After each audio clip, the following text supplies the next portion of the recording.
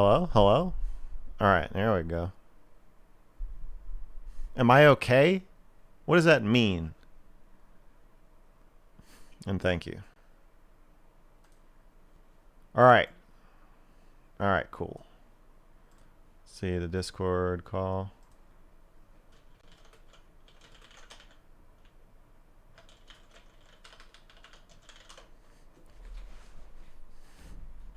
Okay, I told them 1 minute. So, yeah. So, yeah. Right there. Oh, yeah. Water bottle. My keyboard. Oh, yeah. Look at that. Hey, I'm Fedo. Pedo? Want to talk? Well, this is going to be about body image, actually.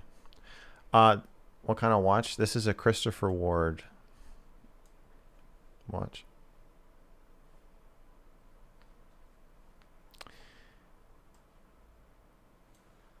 What's poppin'? We're going to talk about our bodies today. We're giving Dr. K a break till the end of the stream. Then I'll probably say some more stuff about Dr. K.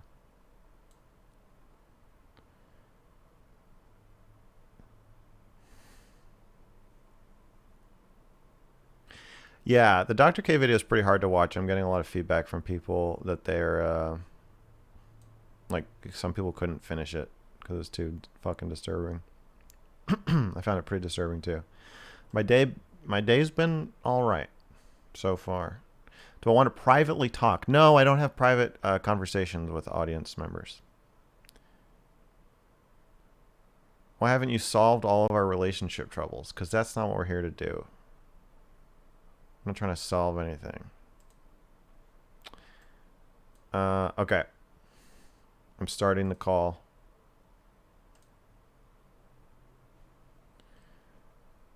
Oh yeah, I gotta be over here because I gotta freaking. Oh no, wait, I don't. I can just move myself. Okay.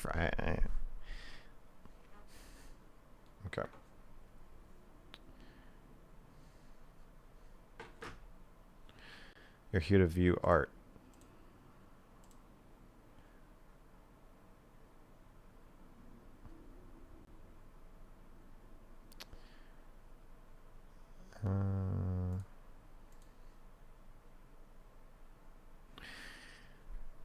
Wow, these comments are pretty fucking strange, guys. That's okay. We're gonna talk about our boundaries with our viewers. Hello, Stardust. Oh, I can't hear you. Hang on a second.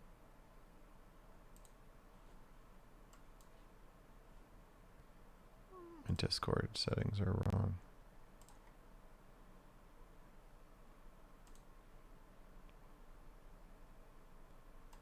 Okay, wait, will you talk again? Hi. Hey. Hey, buddy. Hey, how's it going? It's going okay. Yeah. Yeah. Here.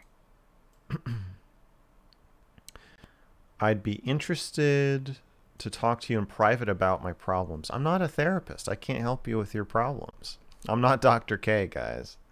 I can't fix all your problems.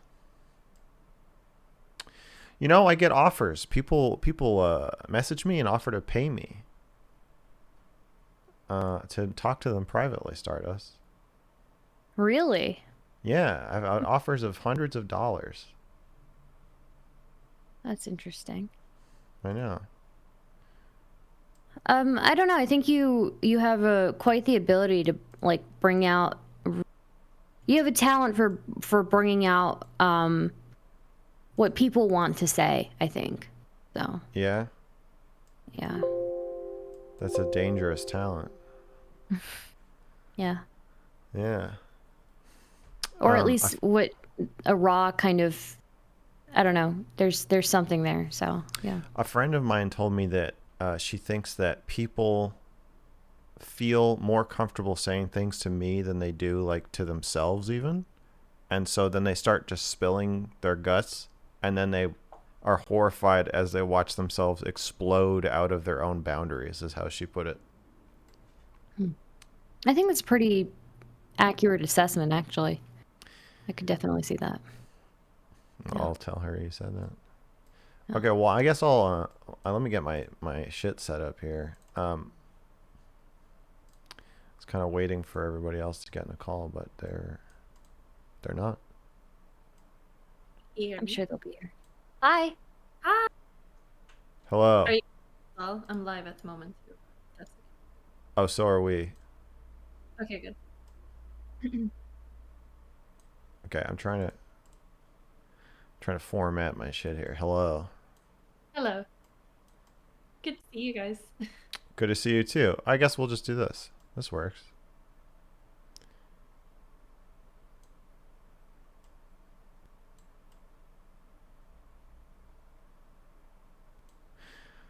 Waffles, nice to meet you.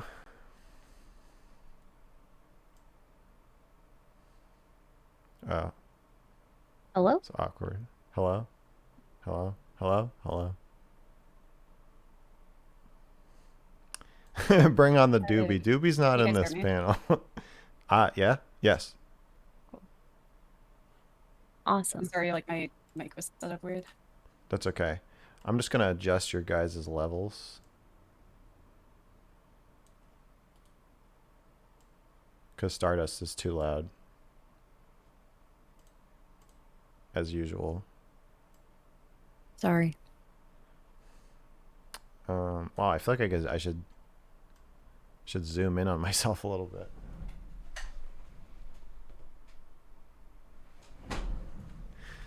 Okay, wait. Huh?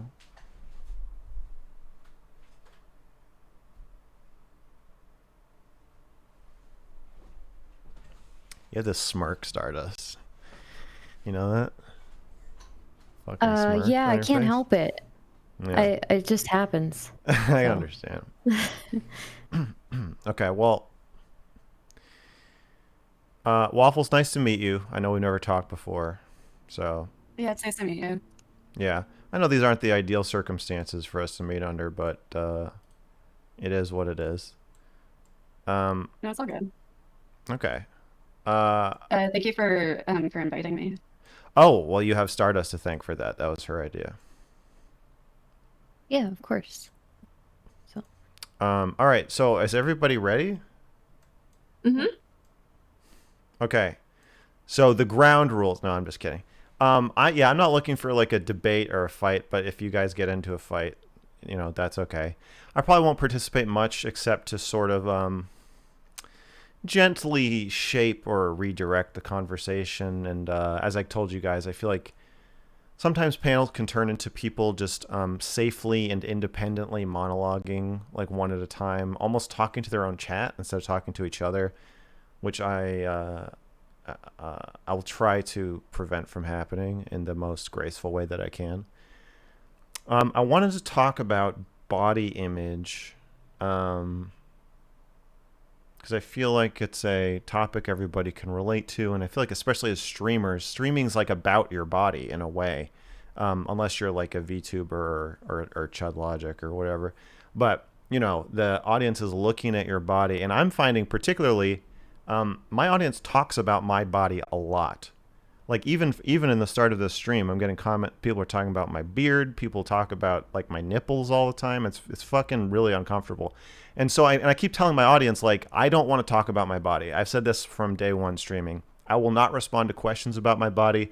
I will not respond to compliments. I will not respond to insults, whatever. But still, it's like a nonstop flood of just weird comments about my body. I know some of this is my fault. I bring it on myself, but some of it's not my fault. And so I assume these are things that you guys like deal with as well. And yeah, so do you guys want to sort of make like,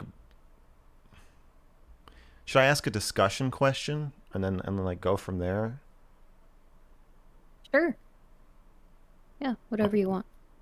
Oh, okay. Well, okay. So I guess here's my first question. I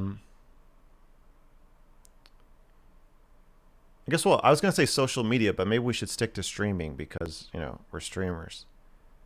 Um, do you think streaming has affected your relationship with your own body? And if so, how?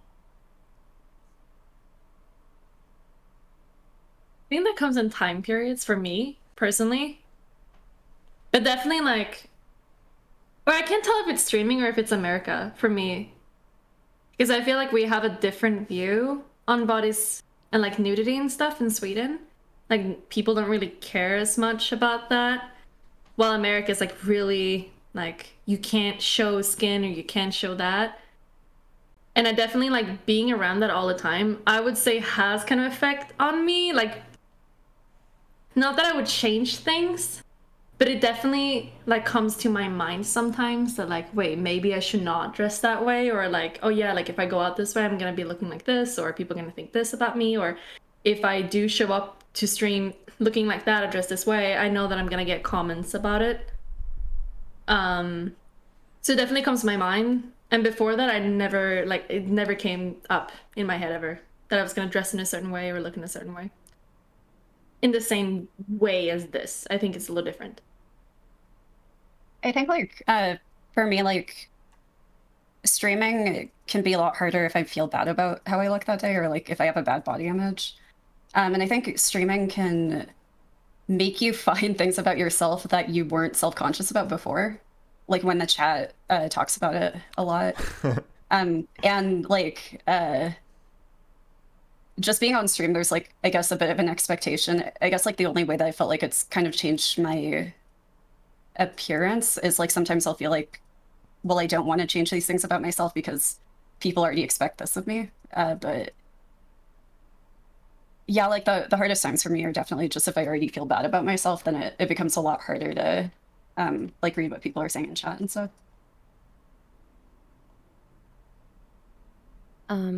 I expected when I first started streaming that I would get a lot more comments actually about the way that I look, but for the most part, my chat's pretty polite with me. I mean, they'll comment that I look nice some days, or they'll comment on like a shirt or something.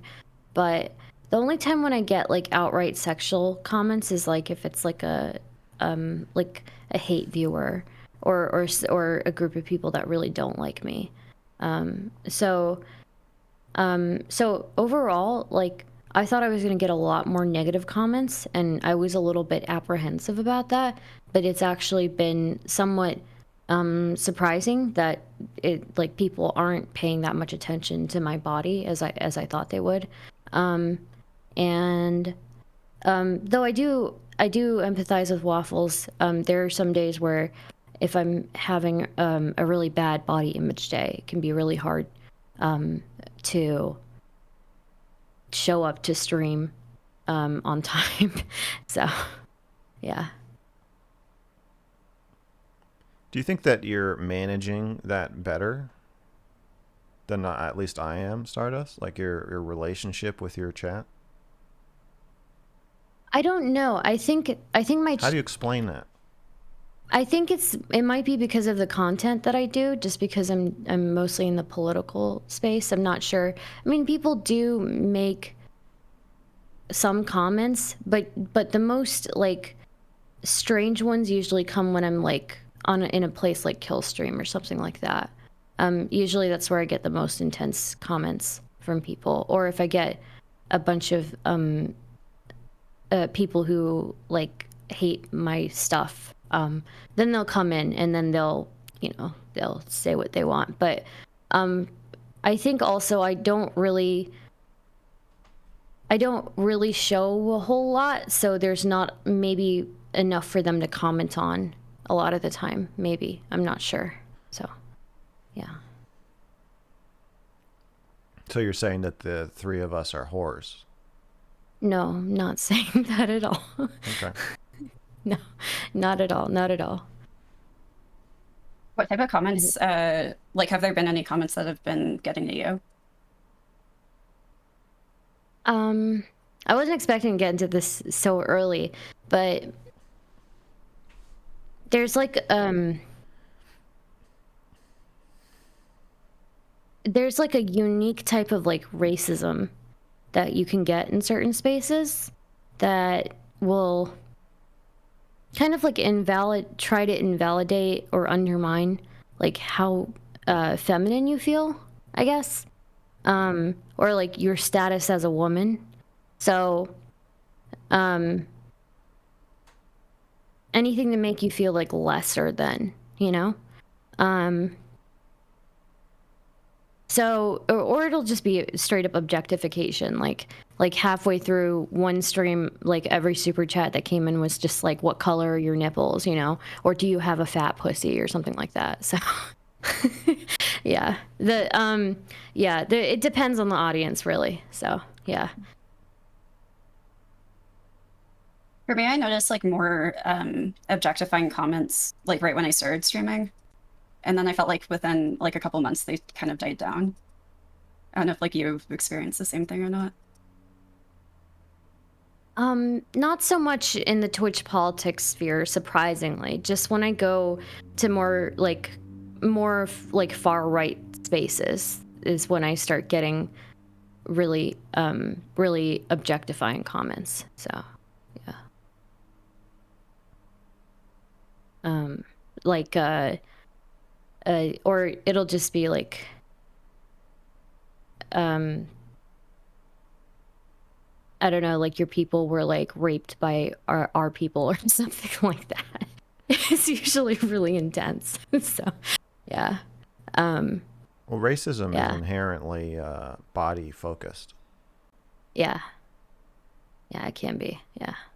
It always is. I mean, that's what it is. Yeah. So, but you know, it is what it is. I kind of sign myself up for it, so I can't really complain too much about it. So, yeah. Yes, you can.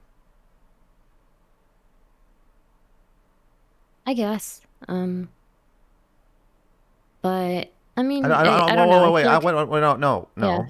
I don't think. I don't think because you're like, hey guys, want to watch me play Power Wash Simulator? You're signing up for racist comments about your body parts. I don't agree with that. No, but when I go over to spaces to argue with certain people, you do expect it, right? When you So go in to talk to the Nazis on a kill stream. yeah, pretty much, yeah. I would be silly to go there and not expect anything else, right? So, I mean, I guess you'd be as silly to be a yeah. woman walking down the street and not expect to get catcalled at some point, but that doesn't mean you signed up for it. That's different. I think we should differentiate between what you can expect to have happen and what you deserve to have happen. I guess. Yeah, I guess for sure. I think honestly, like, I think my mods actually are more bothered by it than like I do get in a lot of these situations because they see more of it like uncensored. Because they're like in the actual chat, and I don't look at the chats when I go there. I only look at the super chats, but even then it can be like pretty intense. So if I go in any of those spaces, but I mean, I really do feel like if I feel like it's weird for me to complain about it. I just really do feel like it's weird for me to complain. I do sign myself up for that, and I do benefit in some ways from that, you know, that kind of spectacle. So, yeah. So. I feel like even if you knew that like you're signing up for it, I think it still would be kind of hurtful sometimes. I think individual instances are usually humorous to me, very funny to me. I think there is like a cumulative effect that builds up over time, and you kind of have to like take a step back, I guess, when that happens. But yeah, I mean, then you take a step back and then you get back in. So, yeah. Melina? Mm-hmm. If I have any thoughts of this? The only thing that I can think about, not like it, I don't think I get a lot of racism in my chat. But I I do find it really annoying when you are a woman and you look in a certain way and you get like treated in a certain way because of it, of course. But that's like anywhere. Like if you do walk down the street, it is the same way. I think I went from, because I started doing jiu-jitsu recently, I walked home alone 2 days ago and I got catcalled 3 times. Like by people honking or like pulling down their window and like screaming at you. And that really like, when it's like a lot after a while, it really, really sucks, of course. So I know what that feels like. It's scary or annoying? It's more like hurtful? yeah, it's more like someone is trying to tell me that they like own me, kind of, that they don't like respect me, that they just think that they can do whatever they want. I think that's the feeling that I get. And I think, I don't know if it's like scary, maybe it's a little scary. You get the same stuff in chat though when you stream. Are we I trying think to it be feels a nice little to bit the chat? different. Are we all? I think it feels a little different in person, when people are doing it because they're right there. Yeah, I guess. Yeah. Or like it's Yeah. like, for me, I just like I get really pissed. I think that's like me getting more like angry. Like this person doesn't know me and they're just like trying to show me that they own me or something like that, or like they own my body, or they can do whatever they want, or they can like Yeah. look at me or like scream at me or like treat me however, just because of the way I look. I don't know. For me, I think it's annoying and I get pissed when it happens. But I don't think that I get as hurt by that as other people. But I do get really pissed that this is like a normalized thing, and I'm so curious. I don't know where this comes from. I don't understand why there's so many dudes out there that thinks like somehow they're gonna get like a positive reaction out of like screaming at someone or catcalling someone or like telling like a really, really uncomfortable comment in chat. I don't know who those people are or like why they do this, because sometimes I think one of the guys that was catcalling me, he like he gave me a look and then he started doing like kissing face basically like towards me, and he was all alone. He was like alone in his car, and I have no idea like what kind of person does that alone. I can understand if they're like a group of guys and they're trying to like impress each other or something, but I don't get like why one person would do that and then just like drive away. I have no idea. It's so strange to me. I do that when I'm alone sometimes. Not like so that the person can hear me, but like I'll just mutter objectifying, horrible sexual comments to myself out loud while I'm driving around about people that I drive past. And one time I was with Shaylin. We were visiting a different city. We were walking around, and I was really tired or something, and I was like, I'm gonna just open the valve and just like say my internal monologue when I'm feeling like horrible, like I want to be horrible. And I just started muttering out loud like everything I was thinking about every person we walked past, and she was like completely fucking horrified. So I don't know if they're expecting a positive reaction from you. I certainly wouldn't if any of the people heard any of the things I was saying. But there is like some part of me that like kind of wants them to hear it. I can understand that. Can you give an example? Do you want to? Of something I would say about somebody I walk by or drive by? I don't think it's a good idea. Because I'm in a role right now where that would be inappropriate.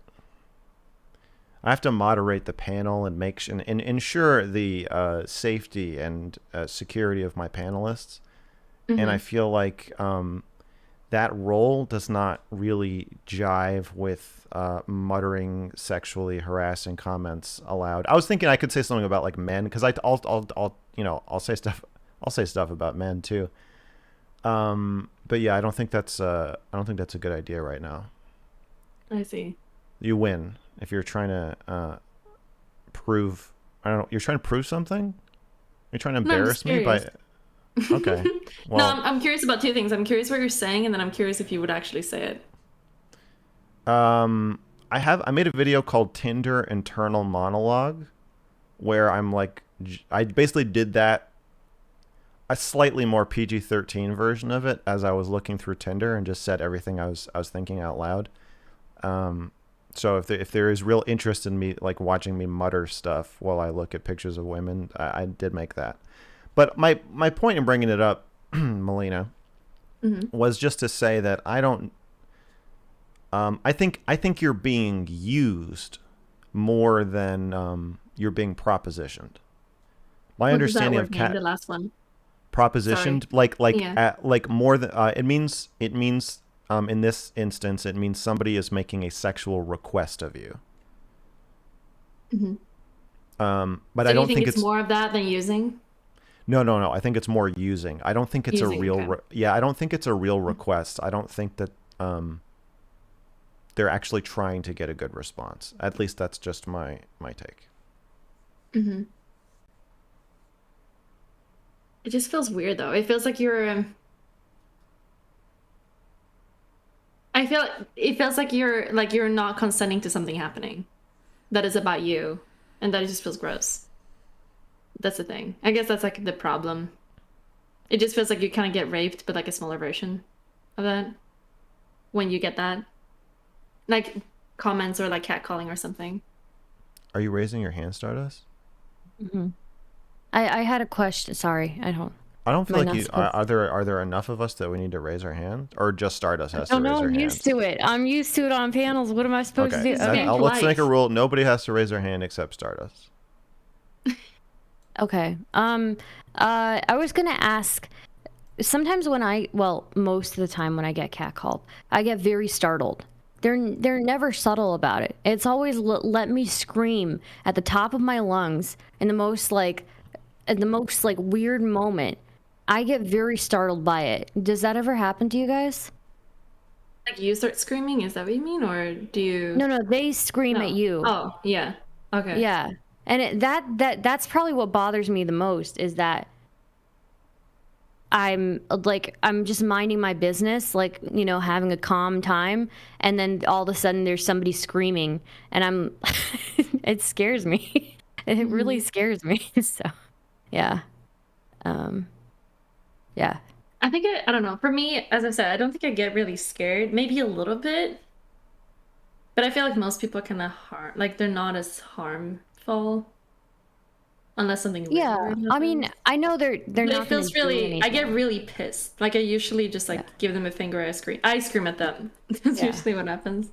Okay, Well, I'm gonna have so to. Excuse me, Stardust. I need to moderate a little bit here.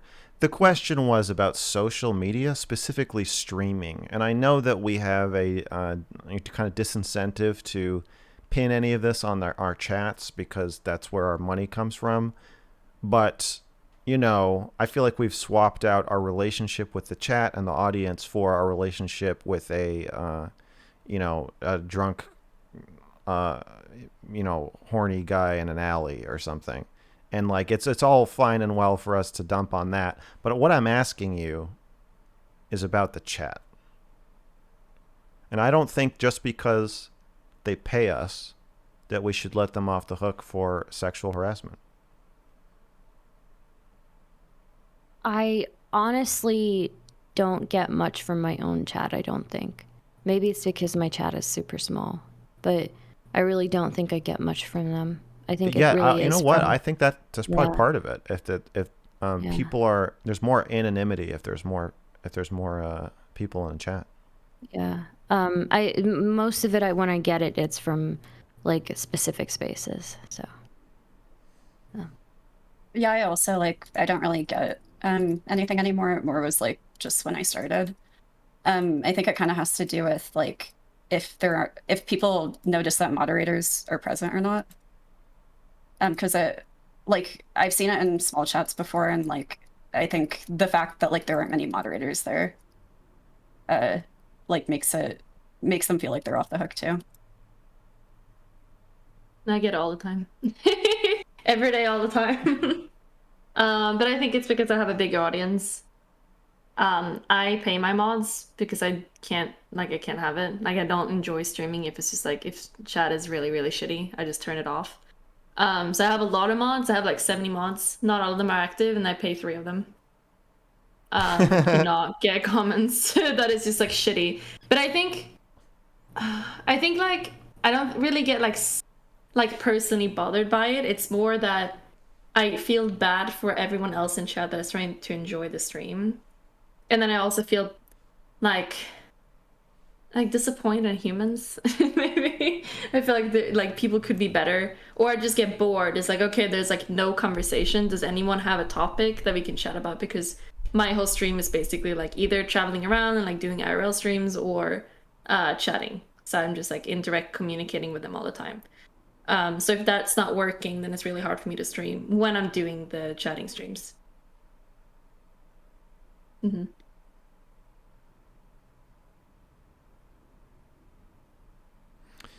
You guys are women. Mm-hmm. Do you see a connection to this topic of body positivity or body awareness or body image to sex or gender as a streamer?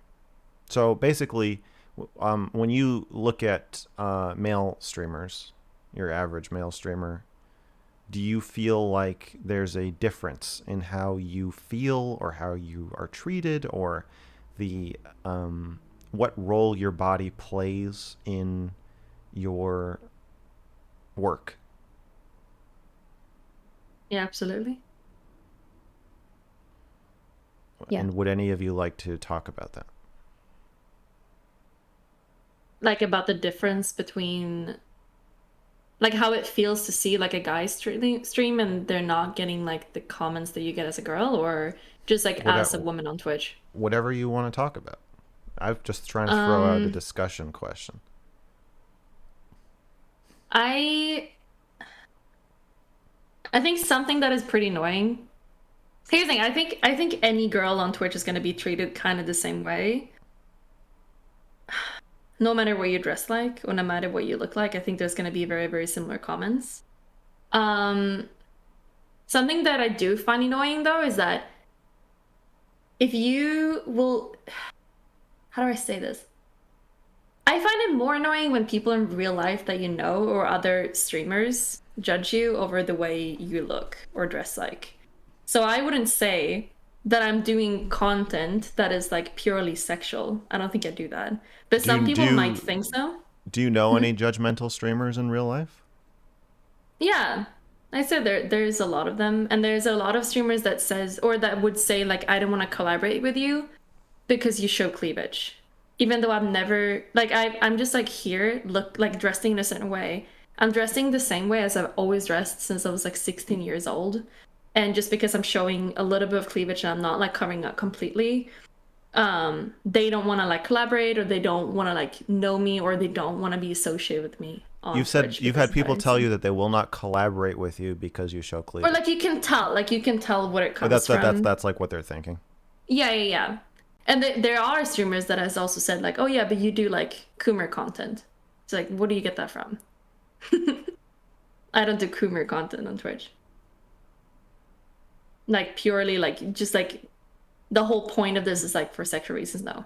But there are definitely a lot of people, even Steven's community, they're very like, that's like his chat, like his community, but they would like joke and say the same thing, or like some of them would actually believe it, but they've never even seen my stream. But they might have seen a clip, or they might have seen like something really, really short, where something happens or I say something. I'm very open as a person, and I'm also kind of like a person that doesn't give a shit. I curse, I dress however I want, I can be in a bikini on stream. Like I'm not, like it's not a big deal. I think that's fair. But I'm never doing anything that I don't feel like in the moment just for money. Never. But a lot of people might think that because I'm just being me. So do you feel like people kind of like mischaracterize your content? A little bit. The funny thing was that, you know, when the whole like Amaranth and IndieFox thing happened with the hot tubs, yeah, they kind of, I was like, people took me as an example of being like them before their like little fights. Yeah, but like back I've then, seen that all the time with people mischaracterizing your content. Yeah. and like I don't, it's very crazy to me. So like we Yeah. had like Indie and Amaranth that was doing like actually sexual things for content to get viewers and to get money. They were actually doing it and they were pretty open about it too. But sometimes they would like put my name in that. And that was about a year ago, but they actually stopped because things started escalating like really hardcore on Twitch. So the more they escalated that way, then the less I look that way. But some people still remember me as like a person that would like be like doing sexual things, you know. Yeah, it's pretty stupid. But I think probably for me that's the most annoying thing. Thinking of like even thinking that I have to look in a certain way or balance something out to like not get people to treat me in a different way, either like chat or like other streamers or friends. It feels weird to even think about that.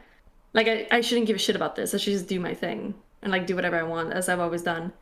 Um, but even thinking like, oh yeah, I can't be looking too much like that because then people are gonna think this way or they're gonna like act this way or treat me this way or think that I'm a Coomer streamer or something.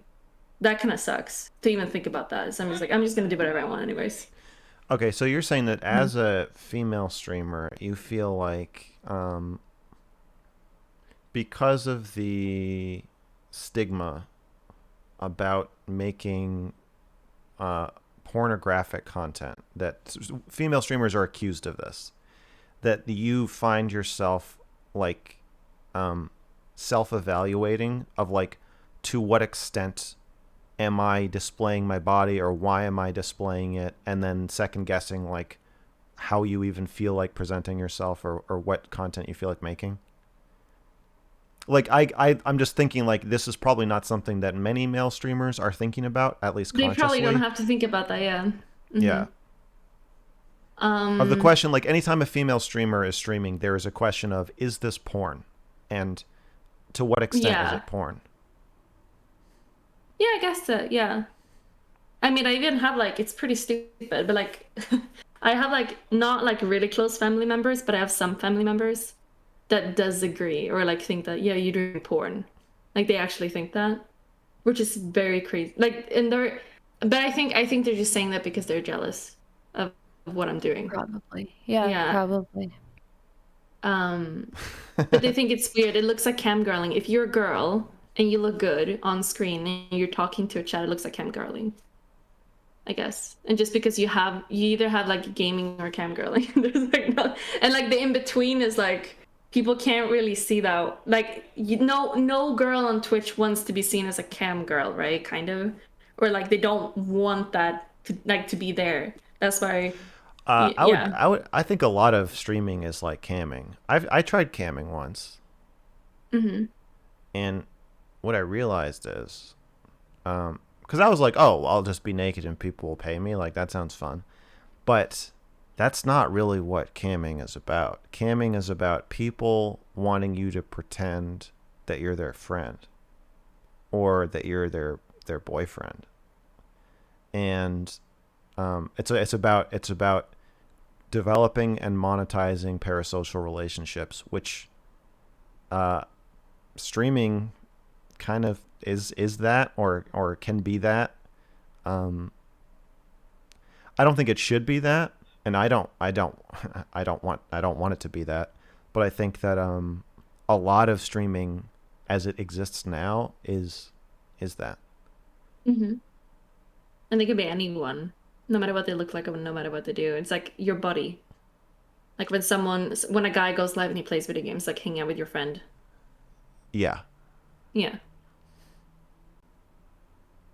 I guess I don't feel, I guess, like the same expectation or like assumptions about my content, just because I only do music. Like I think most of the people who watch my stream don't even have the video on, or like at least half of them. So I don't know, like I think it could be a little bit different for music streamers or like some like niche type of content.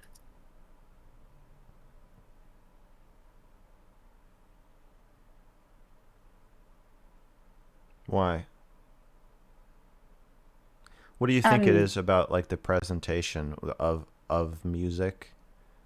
Because certainly people form. I mean, like the Beatles, you know, the original parasocial relationship. Certainly people form weird like obsessions with musicians. So What do you think it is about a music stream that is different? I think on Twitch it's considered kind of like more wholesome content than like just chatting and stuff like that, even though it's not really. So like it doesn't, I don't think, have the same connotation as like some other categories. Oh, you're saying when people are. How do you think that changes it? You're saying like when somebody logs on to Twitch and they're like, I want to pretend that I have a girlfriend right now. They don't go to the music category. They go to just chatting. Just chatting is the porn category. A lot of music streamers don't really talk that much. So that could be part of it. Like there are some people that like try not to talk at all, like while they're streaming. So that's just like a concert kind of, or like background music. I can definitely see that. They might not even really know like what songs you're playing. They might just like want someone playing in the background. Like at a restaurant almost, while they're doing something.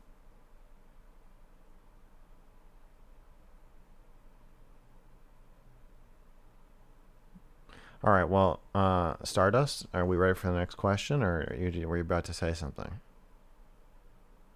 Yeah, we can go on to the next question. Okay. My next question is about the body positivity movement.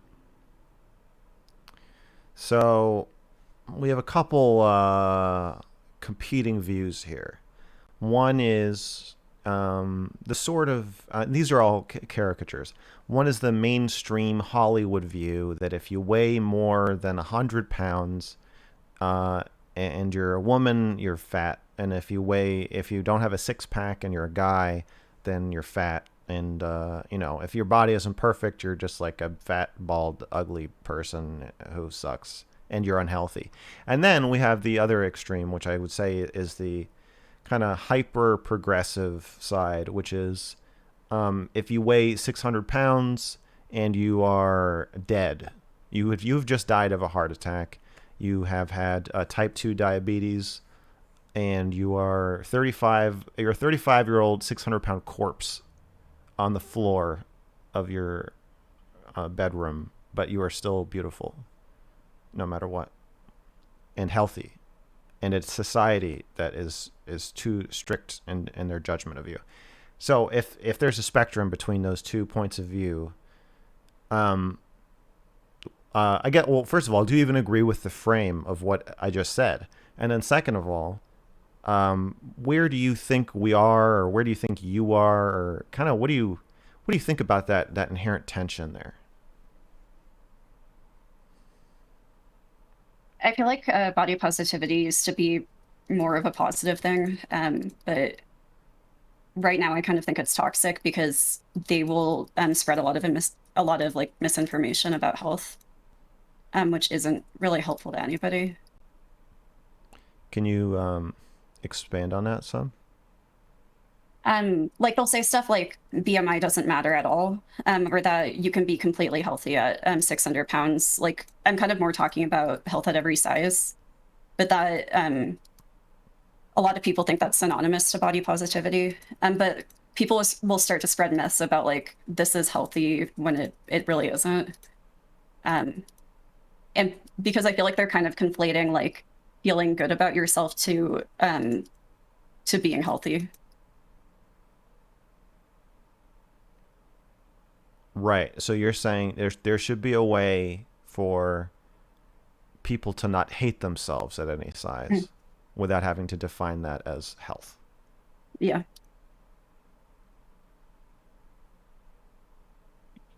I feel pretty much the same way. Or like you can't I think you should absolutely like try to get people to be healthy because it's good. That's a positive thing. But not hate themselves. The same thing as you said. Another thing like that I know that like a lot of people spread is like to either not go to the doctor or to refuse being weighed at the doctor. Because they'll say that like it's like weight stigma and stuff like that. Like when you get weighed and they say that like you are overweight. Yeah. And I think that that's a dangerous thing to spread because like weight is really important, like just to see like if you are like gaining or losing weight, just in terms of like diagnosing and seeing if you might have some sort of underlying condition. Like that makes it so people would get like worse care at the doctor, and I feel like a lot of people wouldn't know that. Yeah, worse care and with less information just for your ego. Or it's not ego, it's like self-worth. Like, yeah, I guess I agree. If you're kind of implying that we need to detach self-worth from the concept of weight rather than detach ourselves completely from like the data of how much we weigh. Yeah, I think there's a lot of emphasis on self-worth in for women at least in the way that they look, right? We seem to put a lot of our self-worth into the way that we look. And if it's not that, I feel like as in general, like as a society, we put a lot of self-worth into our profession. If it's not our bodies or just both. And I think that you can make an analysis that you're like unhealthy and that you need to improve parts of your life while still not having to absolutely despise yourself, right? So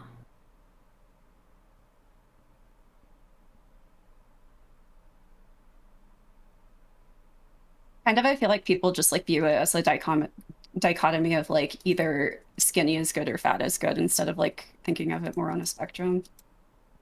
I think that there are cases where somebody is overweight and it is because of a medical condition.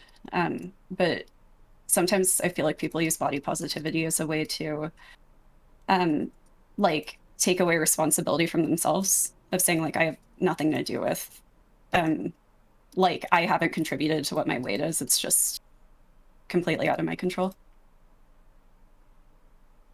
yeah.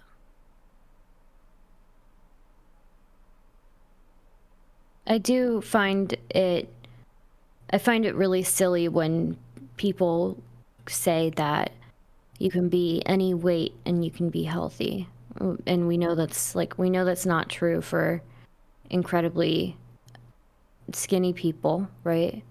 And we know like why would that not be true in the opposite direction? It is true that like if you're 5 pounds underweight, that's more unhealthy relatively compared to 5 pounds overweight. Because like if you're underweight, the health complications usually come sooner. Well, yeah, if you're 100 pounds underweight, then you're dead. Yeah. But you could be 100 pounds overweight and be, you know, more or less okay. I know a lot of people say like that they can prove that they're healthy because of their like blood test results and stuff like that, and I think that that's also not a good way to look at things. What do you mean you know a lot of people who say that? Like you have people like friends and stuff who say things like that? Just stuff that I've heard like with like body positivity, like on Tumblr, Okay, okay. when Tumblr was a thing. Is Yeah. this like a big thing? I feel like I've been living under a rock.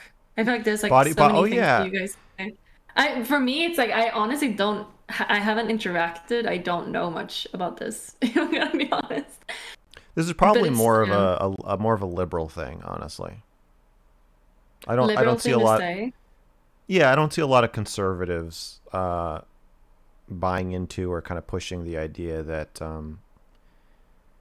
that it is inherently misogynistic. I think a lot of it's all about misogyny, right? Like, it's even in progressive spaces, it's basically okay to say that men shouldn't be too fat. That it's like unhealthy for a man to be fat. But if you say it's unhealthy for a woman to be fat, then I think that starts to sound misogynistic to progressives. So Melina, yeah, I feel like this might not be something you've heard a lot about. I Wait, mean, do I you know you. think I'm? Wait, what do you think I stand? Or like, do you think I'm a liberal? Or do you think Not I'm? exactly. I don't What do think you think so. then? You're an independent. That's what I think. Yeah.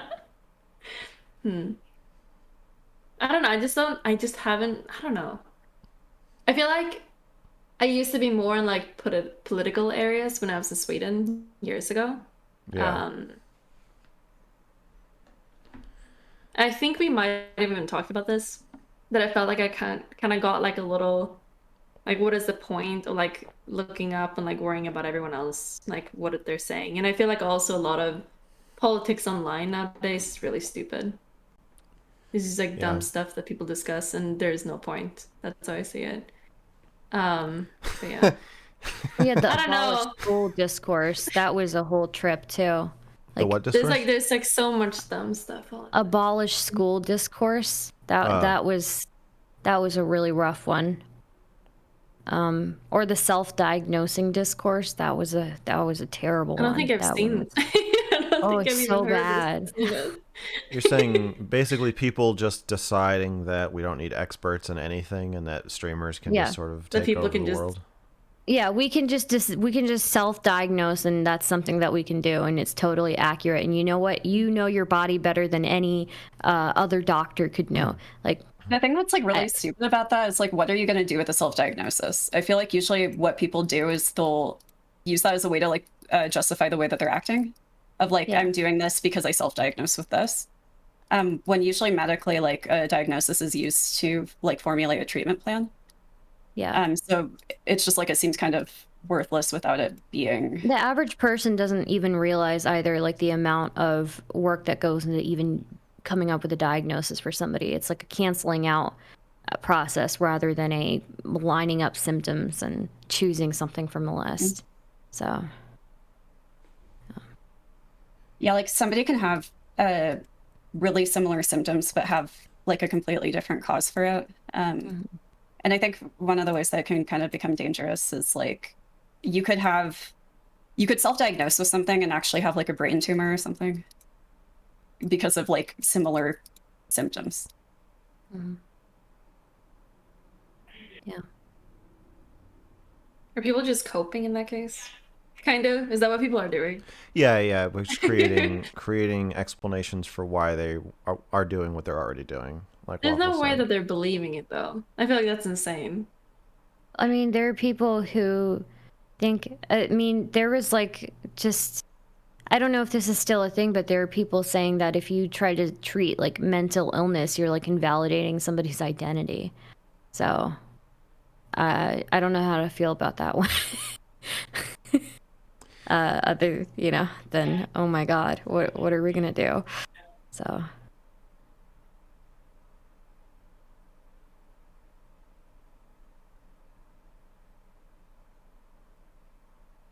You guys I hear feel like Steve in the background?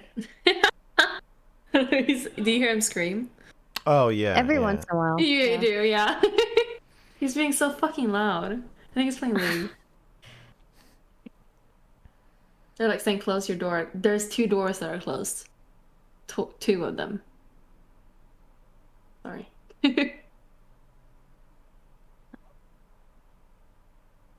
Max, have you ever felt any Huh?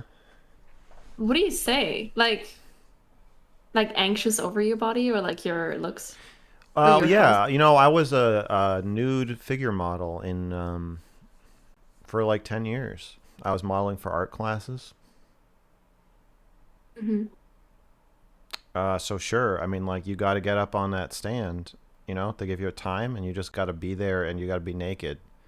Sometimes it'll when you have a full classroom of like 30 Chinese teenagers in a complete circle around you and you're on a platform in the middle of the room. I mean, you can't hide anything.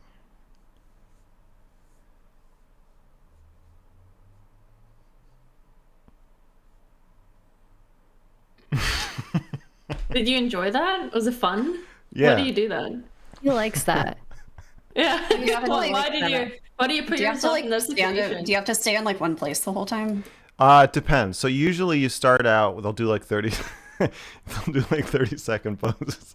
Just the complete lack of response from all three of you was very funny. Yeah, they'll just start out with why like did you do it? I'm gonna answer all your questions.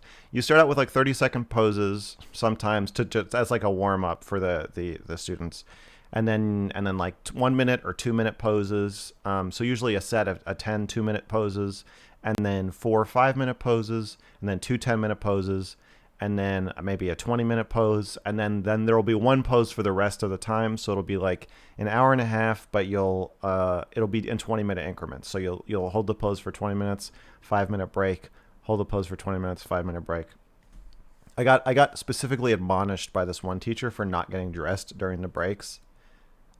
He said that he said that I had become a fantasy because we were in a computer lab that they repurposed.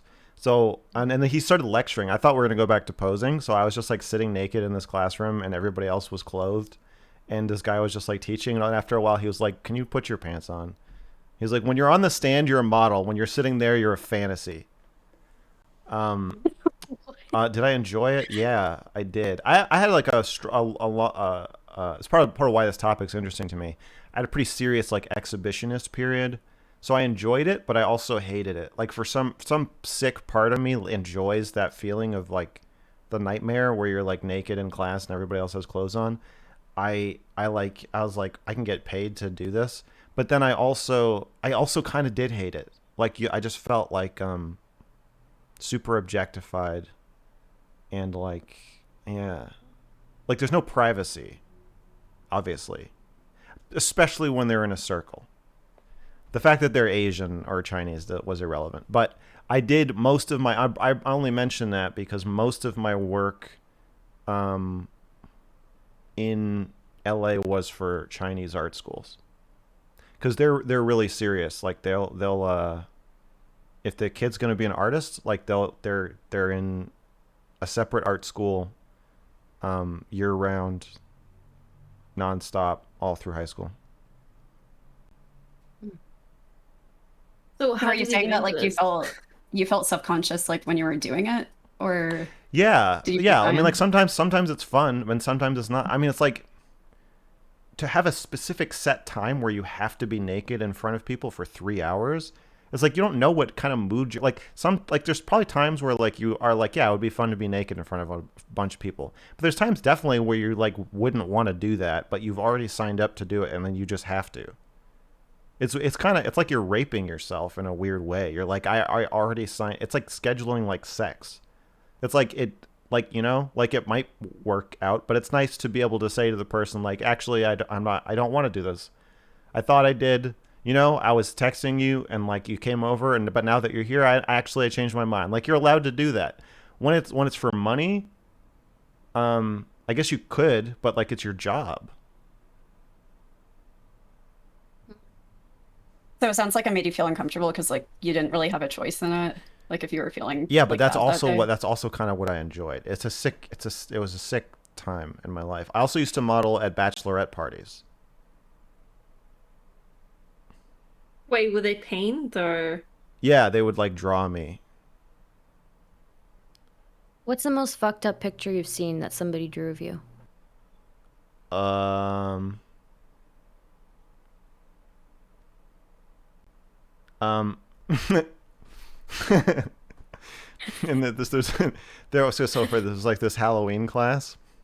Uh-huh. It was just Chinese art students again, and the teacher was like, for Halloween, let's draw like scary drawings, and like a number of them drew me with like a big like hook nose and like horns, and like Oh, just like incredibly racist caricatures of like an evil Jew devil, and it was no. super uncomfortable. But like it didn't really like I know that they were not thinking that, and it was like they were trying to just exaggerate my features. But it was the teacher was like was born in America. Like most of the kids were either immigrants or their parents were immigrants, but they were like in a super like insular community, so they're like very very Chinese. Like even if they grew up in LA, like still had accents and like some kind of like broken English sometimes. But the teacher was like very like Americanized, and so he was just like, oh god, this is awkward. That's probably the most fucked up. Mm. um Mm. Have you felt like self-conscious while streaming? yeah, yeah, I mean because I'm used to my YouTube channel is like super highly edited and carefully planned and shot and everything. So like you have so much more control over like how everything looks, and you get to see it before it goes out. So yeah, there's a loss of control, and then like there's also a lot more people when you're streaming than in one class. Yeah. You just I do don't feel see them sometimes. face to face. No, that kind of makes it worse though. Really? I think so. There's like a weird way you can. I'm big on making. You're not supposed to make eye contact with people when they're drawing you naked, but I would all the time. So like I was very controlling in a room. Like I would kind of like reverse dominate the artists. So so that we would be on kind of like they would feel exposed, and like you can't do that to the you can't do that with the chat. I guess it's the same eye contact as you make with your camera. And I Yeah. think people already get uncomfortable with it, so I can... That's true. I can... Yeah, people do eye complain about that. contact I do eye contact with my camera all the time, and chat actually gets very uncomfortable with that. Yes. That's very funny. Yeah. Yeah, like your emote where you like zoom in on your face. Yeah. Yeah.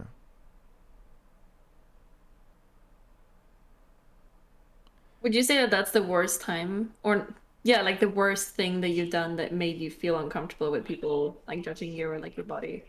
No. I made a porn video. That's probably the most uncomfortable thing. Why was that uncomfortable? Why was that the worst one? It's just more exposing. I thought that might not even be the worst thing. No, you know what the worst thing was? I used to be friends with this documentary filmmaker, and she made this film, and she hired me to edit it, and then she filmed me editing it naked. And at the premiere, she was like, "Will you?" No, it wasn't the premiere, but it was a screening. She was like, "Will you be naked for the Q&A?" And I was like, sure. But I was like, are people gonna know that? And she was like, no, it'll be a surprise. And I was like, no, I can't. I was like, that's not even legal. Like, I can't just flash everybody in the room. She's like, yeah, but you're in the movie. And I was like, no, I'm not. I can't. That's not the same. Like, just because somebody is consented to see a video of me naked is not the same as me being naked. So then she was like, okay, I'll talk to like the theater people. So then they had to like have a special disclaimer, like if you are offended by public or in-person nudity, do not attend the screening. And then I did it. That was the most uncomfortable, was being naked at a Q&A. Also, not like it wasn't like exciting at all. It was just extremely stressful, and I hurt my back. I was like tensing my back really hard the whole time. It was unpleasant. How do you think you ended up in so many naked scenarios? There's something wrong with me. Do you just think you just like being naked? I guess so. In front of people? I think so. I don't. Yeah. I've kind of stopped, but I don't know. I feel like everybody probably has some like kind of like interest like that, but they don't actually make it. They don't actually do it. But I did for a long time. When you made the porn video, and Okay. just let me know if this is too much. When you made the porn The video, panel's becoming derailed. I'm sorry. I just have a question. Yeah. Okay. And any of you in this chat, if you've ever seen your own O face, have you ever been off-put by it? No. Orgasm phase? Yeah. So many people have watched me have an orgasm. At this point, I'm pretty confident in my O face. It's nice. So I saw my O face one time. I've never filmed anything, but I saw my O face one time. And it killed the mood for me, seeing my own O face. I look so dumb. I look so freaking dumb. Like I just look unbelievably dumb. I saw it in the mirror. I saw it and then I didn't like it anymore. So wait, do you feel like that has affected you later? That's a sad story. No. Just in the moment. Just in the moment. Just in the moment I saw it and I was like, oh no. No, nobody else. Okay, well, I don't think okay, I've seen. I don't think I make a face. we all make faces. I don't There's no think I way. do. I don't think I actually do. I can have an orgasm and not like I can just act like normal, Oh, or just like not make a face. Yeah, I think I can. I can if I want to, but I feel like I don't know. I feel All like no right. one is watching my face. All right, the panel's getting derailed. I want to get back on topic. Um, what do you think about? Okay, so here's something I've noticed. If you look at like Sean Connery's James Bond, and then let's go all through all the James Bonds. So Roger Moore, Timothy Dalton, and George Lazenby, Pierce Brosnan, and then what's his face? Daniel Craig. They become more kind of like sculpted. And like if you look at like Superman, like Christopher Reeve, but now Henry Cavill is like super sculpted and chiseled and like huge. I feel like expectations for men in cinema, particularly I guess action roles, are there's the standards are starting to become impossible to meet without steroids. We're talking Do about you action movies. just like yeah, I guess mostly action movies, but like yeah, Hollywood male Hollywood stars. Um do you guys what do you guys think? Do you think there's a double standard? Do you think the gap is closing where men are there's more pressure on men to meet like outrageously high bars, or I guess were women also, were the rules looser for them? Like I guess where do you think we're going in terms of expectations for our bodies that or messages we're getting from mainstream media, and what do you think of the differences between those expectations as they are placed on men and women? I feel like I can only speak for women. No, I want you to speak for men. As an For men as well. outsider. Let me Yeah, think. yeah. I want to know what you think, seeing it from the outside, like seeing or like seeing it how it affects the men in your life. Like, um, I feel like the men I know are seem to be more self conscious or aware of. Well, also men are just sort of less aware of their bodies in general. So there's a lot of different like moving parts to this. But yeah, I guess just what do you think of it?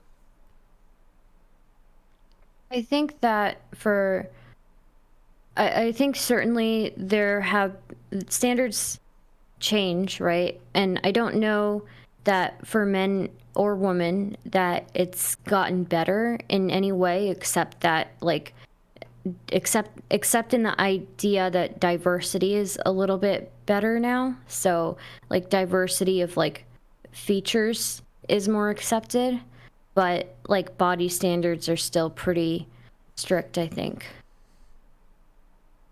if that makes sense. Yeah, like Because things are before definitely. Go for it. yeah, before it used to be very like overwhelmingly like Western features would be like much more favorable, but now you see a little bit more diversity. So yeah, You're That's true. feeling I the think that's true racial too. component. yeah, maybe that's just like me feeling the racial component, but I don't know. Like it's acceptable to have like um variety. Now people are saying race card in chat. Fuck you, chat. No, you know, Well, I I don't. think I there think is some. I think it's important. Yeah, I don't think any of us are raceless. So I don't. I yeah, agree with fuck you chat there. I think that there's no way to talk about body image without talking about race.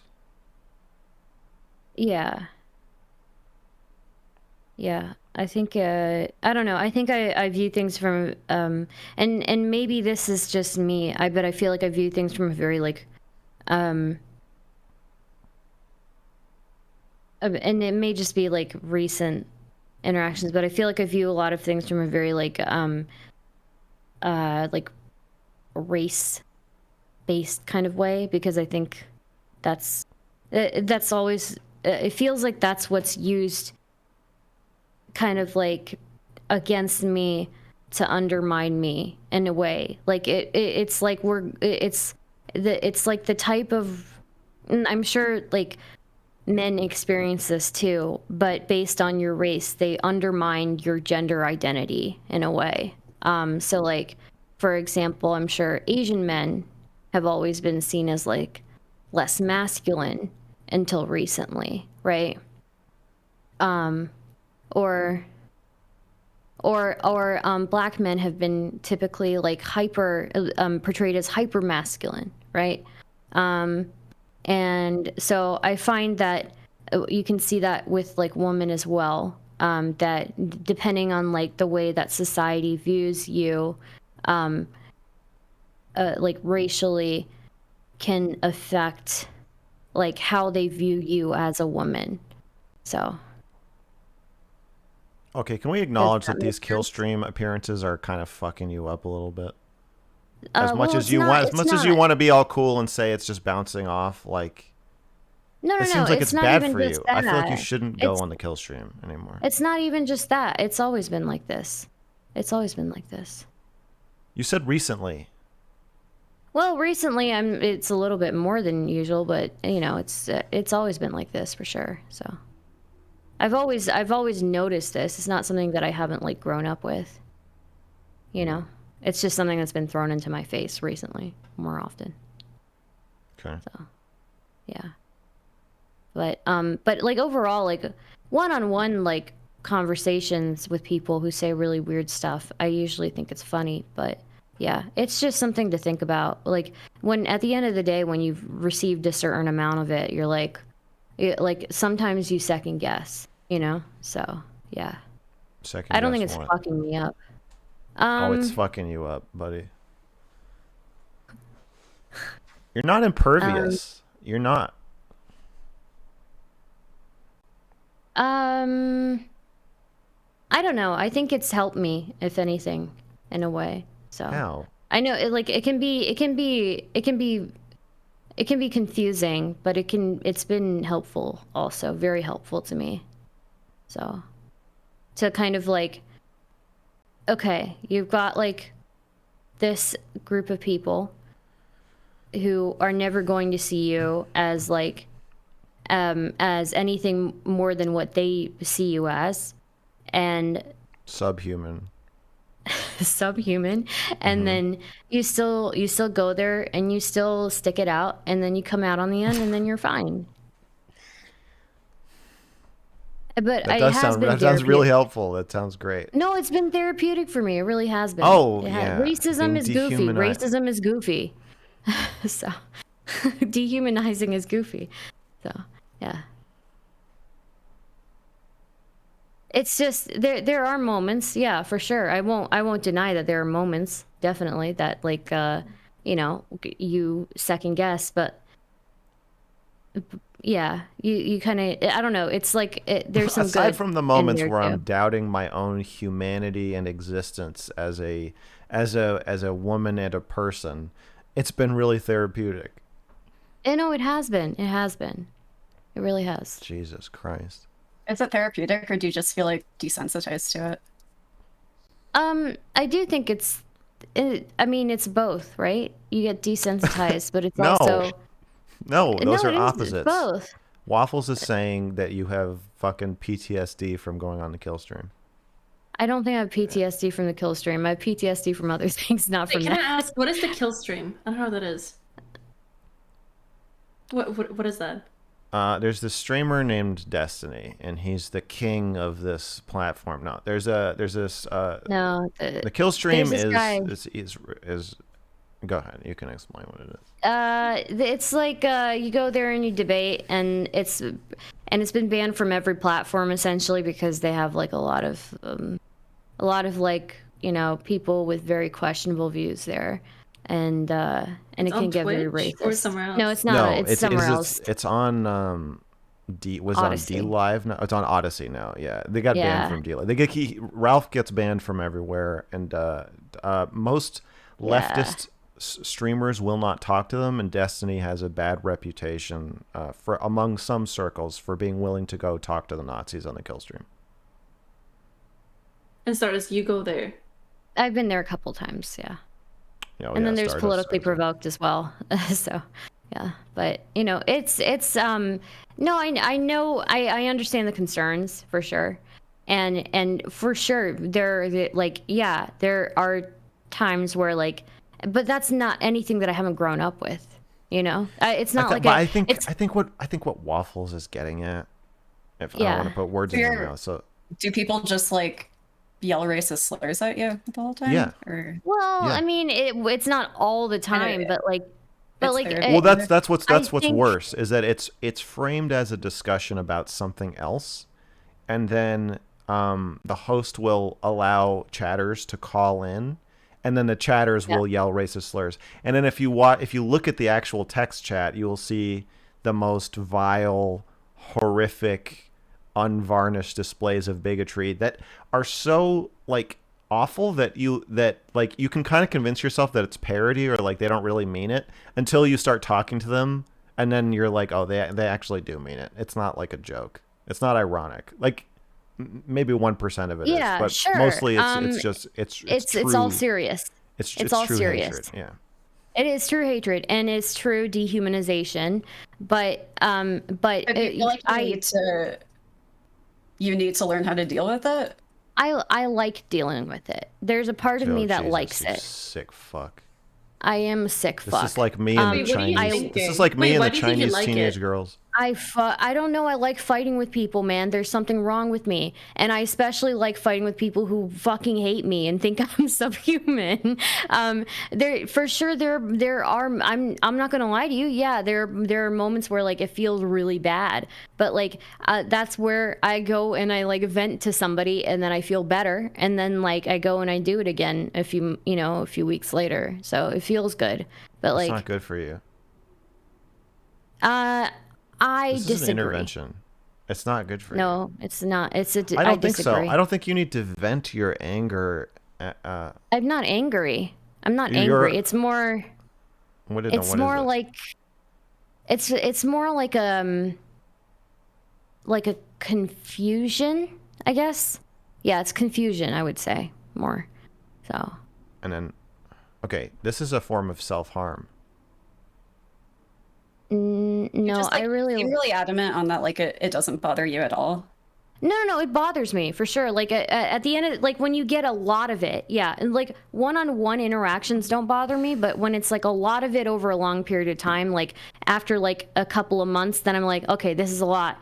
I gotta chill for a bit, right? And then after a couple of months, and then after I chill for a bit, then I'm good again. I'm good to go, But it's it's not the one-on-one interactions. And if anything, what bothers me more is when I see other progressives that are justifying the usage of racism towards, that is what gets to me, when it's right wingers, I kind of expect it. And sure, there is a cumulative, when you get enough anybody who gets enough stress, they're gonna need to take a step back or whatever. But I think that what hurts me more in any online space is when it's a leftist or a progressive who's justifying that kind of behavior towards me. So yeah. You know what this reminds me of? What? When I was making my gender narrative series, and I was looking for trans people to interview. Yeah. I did an interview with this trans girl. And I didn't post it because she was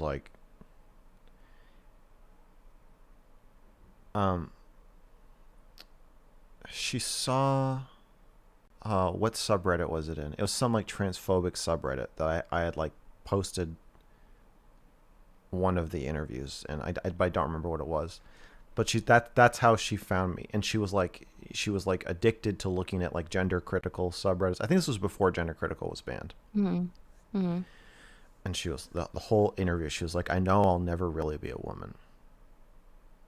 and I know I'm just, Uh, it's a fantasy that I can never achieve, and I'll just be stuck in this forever. And now I can't go back. I'm not a man. I'm not a woman. And like, she's like, I agree with everything you're saying, and I'm just like, I'm like nothing. Like, I don't even know who I am anymore.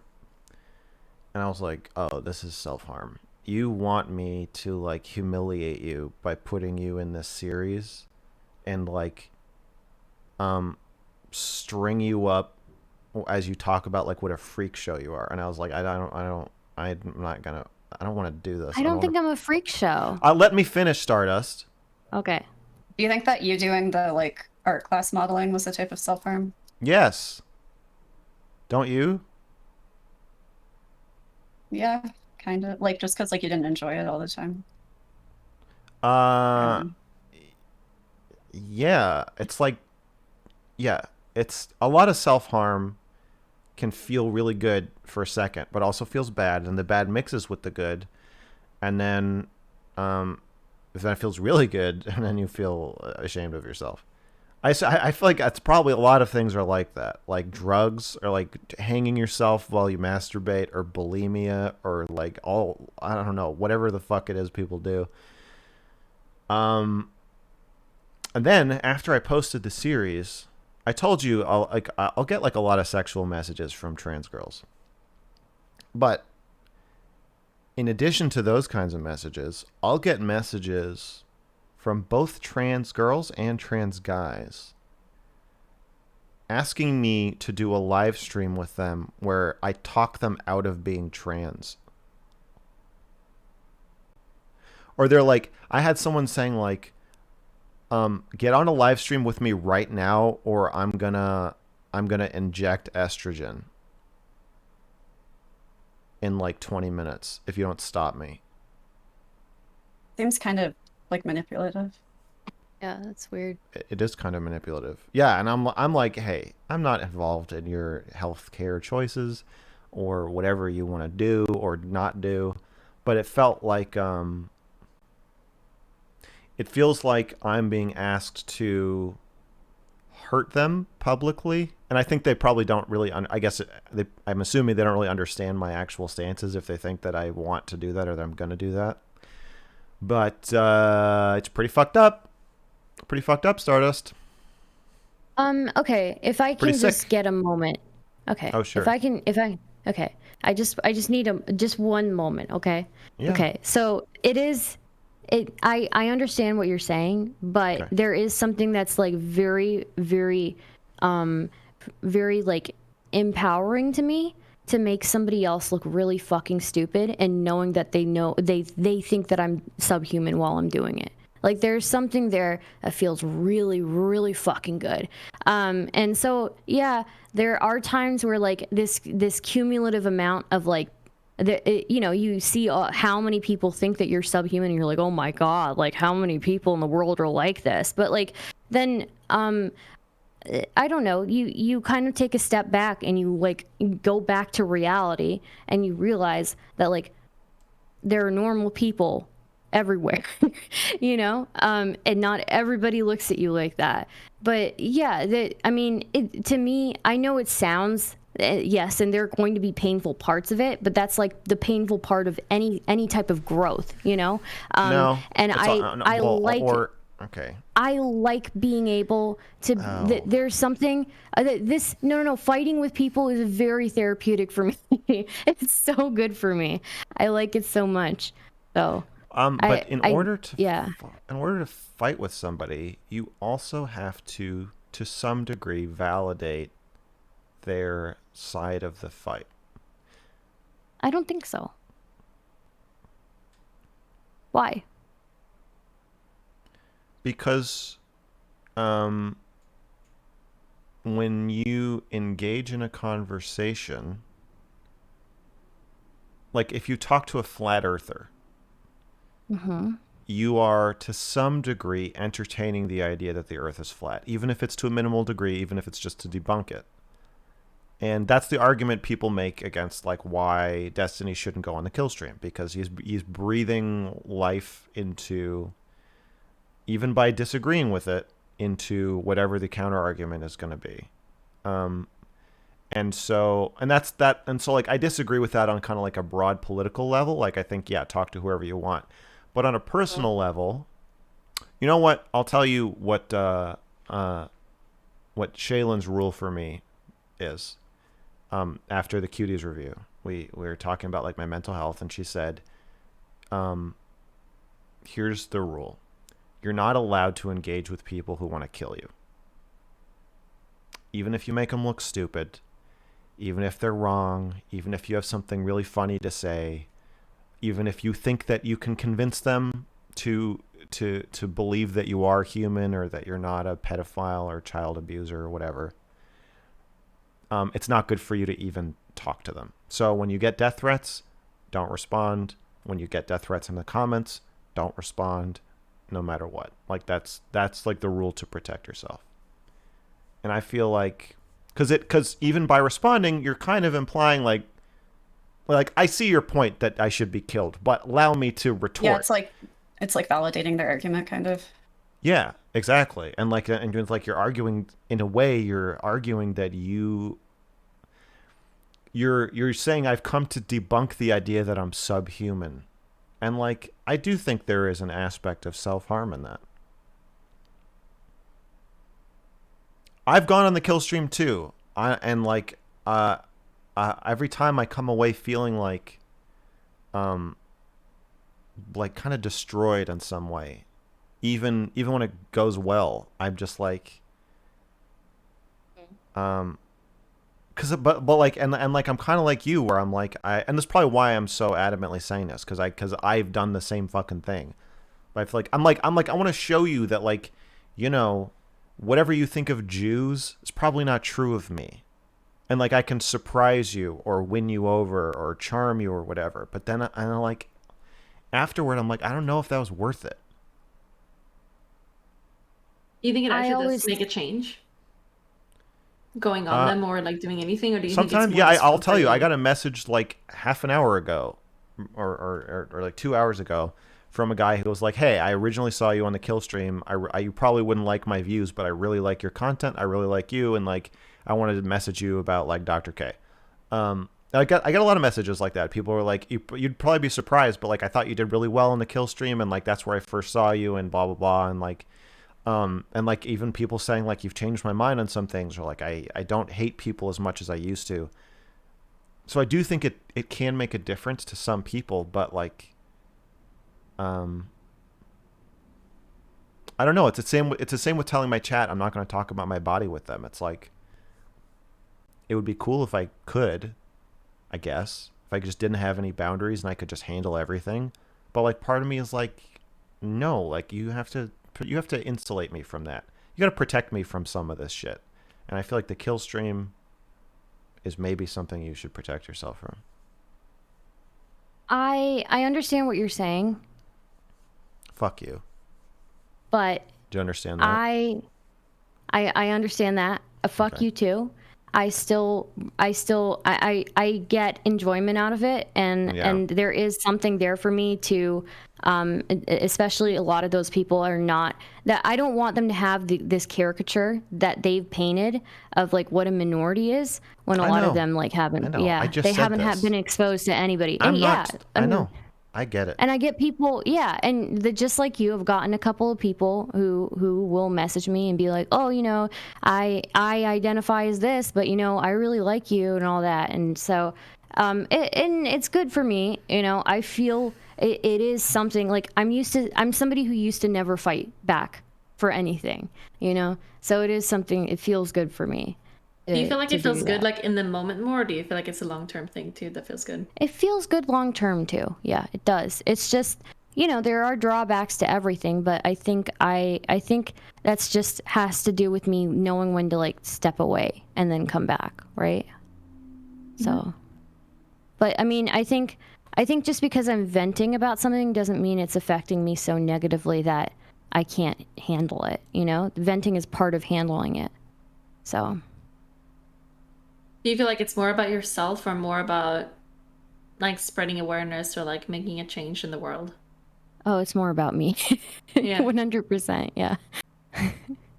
I mean, yeah, if I can make a nice impact, that would be good too. But like, there is something there that that like for me, I used to never fight back, and like I used to let anybody walk on me. And my best friend even talks to me now, and she'll say that like I'm a completely different person. So it feels really good. It really does. Yeah. It's all thanks to the kill stream. Not just that. It's just me fighting back in general. So yeah. Have you ever done like a sport, like a fighting sport? Maybe You're trying to would- get her I've to not done a fucking fighting do sport. Brazilian Jiu-Jitsu. Yeah, I did Brazilian Jiu-Jitsu. I feel like that is like fighting or like rolling with people is really you get a lot of feelings out doing that as well. So I Yeah. can like sympathize that way, I guess, a little bit. Yeah. It's fun. You should try it. Yeah, I'll give it a try. Mm-hmm. Do you see where I'm coming from, Mr. Girl? Yeah, you're fucking sick. I agree with Waffles. I think you should be institutionalized so that you don't hurt Okay. yourself Fuck you. anymore. Fuck you. Maybe you should be institutionalized. Okay. Maybe I should. I can see it 50-50. I understand you so you're in between. I understand your rationalization, but I think yeah, I'm gonna. Do you want me to? I can. I think that yes, it sounds like you have trouble standing up for yourself and expressing anger, and so you only feel safe doing it when someone's harming you, and so it's a way for you to like go to a place where someone will harm you, and then you can feel like sure that you can stand up for yourself, but there is an aspect of self-harm in that, yeah, it worries me. But she How do also you think says it, she's, like, how do you think it she's, affects your beating people, brand? though. What? How do you think it affects your brand, like as a streamer? What do you mean? How people see participating you. in the streams? Yeah. Oh, I think people are, they're fine with it. I think my chat is always very supportive of me. So, yeah, it works well for me. Is there anything else? What was the question Melina had? It sounded okay. So when you described this the first time, it sounded kind of like self-harm, but then the second thing that you said was like that it feels good to kind of like beat someone debating or like fighting.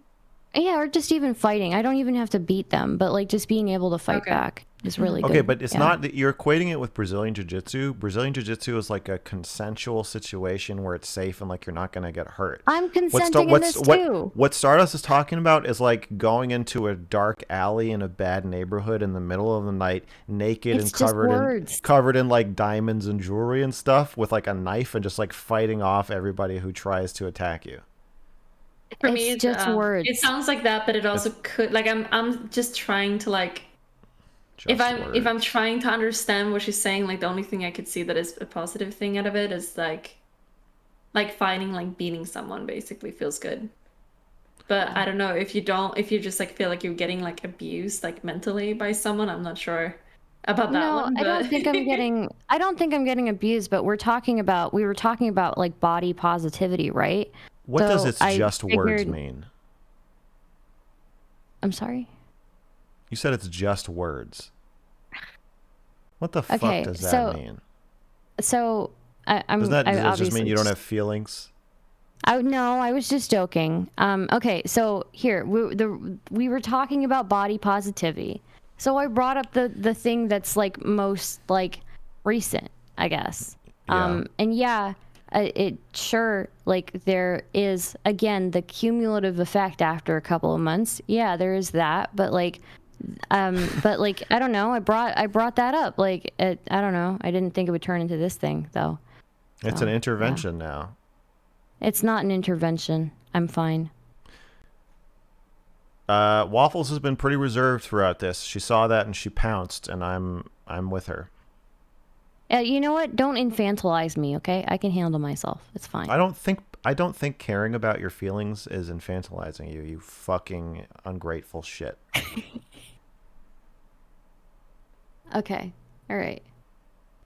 I appreciate it. But I can handle it. It's fine. I can handle it. If I can't handle it, I'll stop. Okay. No, I don't accept that. Okay. This is going to be a thing. It's going to be an ongoing thing. No, it's not. It's not. For me, it is. Okay, I do not consent, so. To what? To this being a thing, so. Oh, to talking about this anymore? Yeah. Oh, we don't have to talk about it. I'll just think about it. Okay, think about it. Go ahead. I can't stop what you think about. I can worry about whatever I want. You can worry about whatever you want, yeah. That's And I'm right. going to keep doing whatever the fuck I want, okay? And talking to whoever I want to. I So, understand. this is my number one thing I always am ranting about on Twitter is don't fucking tell me who I can talk to. I So, know. I'm stepping on your toes. Yeah. I don't think I'm Yeah. telling you. I don't think I'm telling you you can't.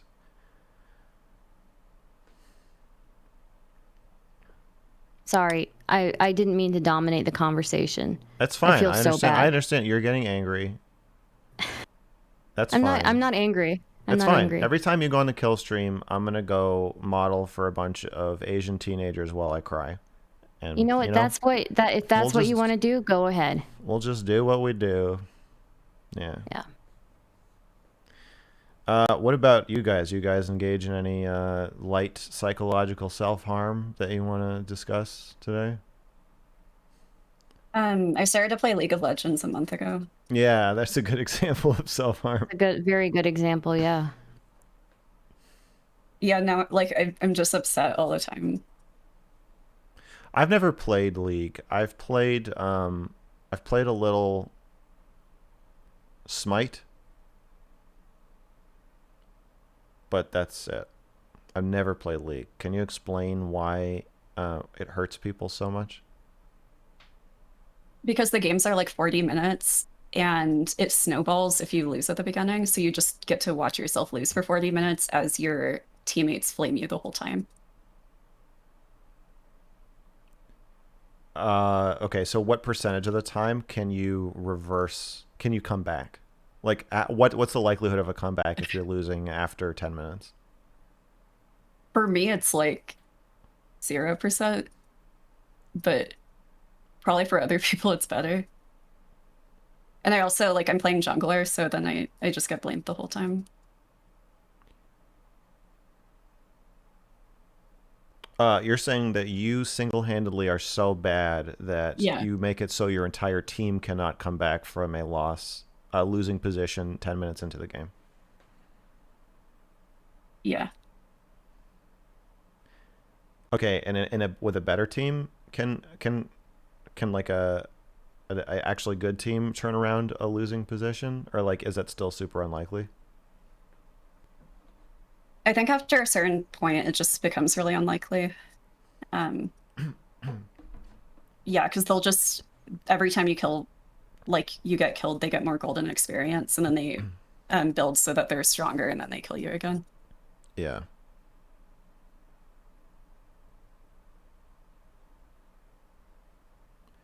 What do you think makes it so addictive? It feels really good when you're winning. Like, if you're winning, it's really fun. Because of the snowballing. Mm. It's like winning Monopoly. Is it the similar feeling of like you're just destroying them and then you're destroying them more and then you're taking their money and you're buying more stuff? I think it kind of feels like if you're winning at chess. Yeah. Yeah, because when you're winning a chess, like you don't have to think as much either, because there's just not like the other person becomes such a non-threat.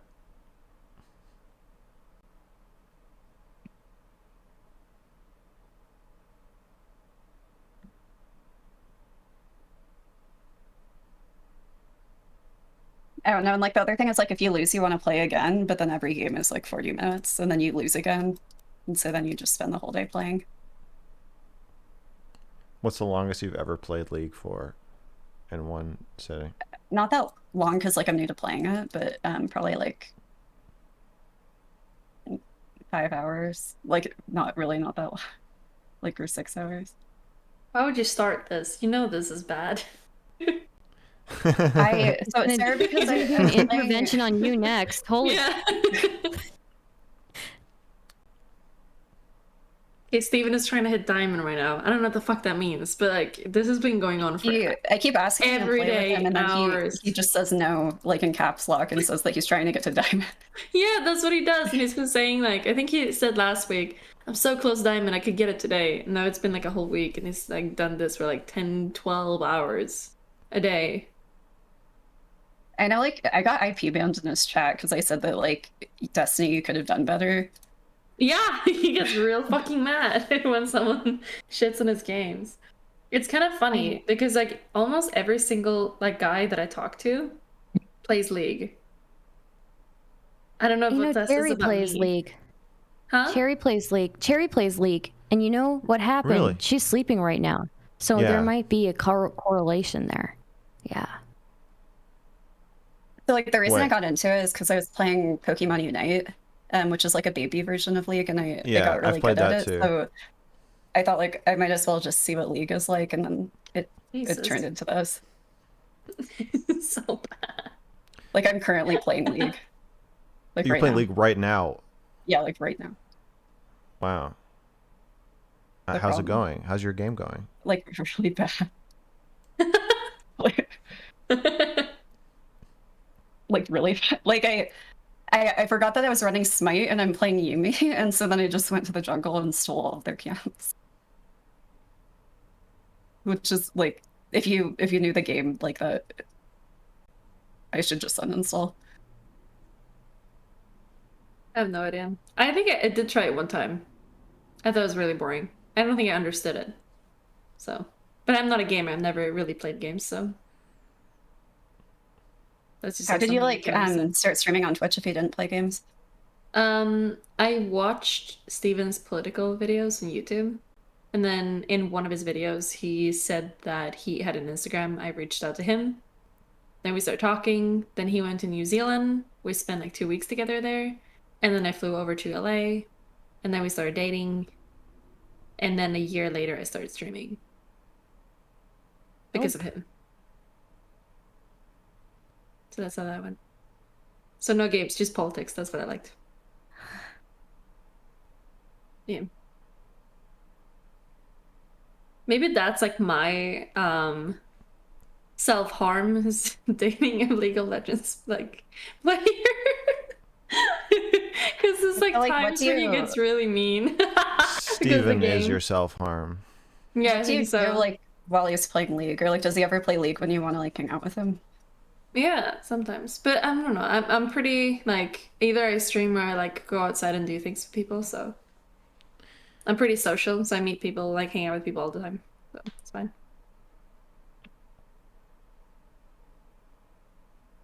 What do you think about Max?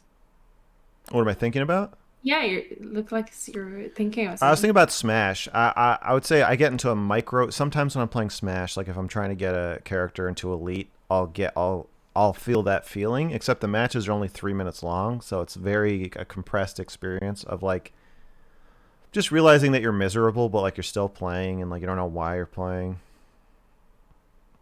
Is that melee or? No, Ultimate. Mm-hmm. Melee's a lot better, like as a game. Whatever. Yeah, true. Disagree. I know that because I used to date a melee player. Disagree. Have you even played melee? Yeah, I'm 36, so I have played Melee. Is that something I should use known because of your age? I think so. I think at a certain point. I I mean, didn't know like, you were yeah, a gamer.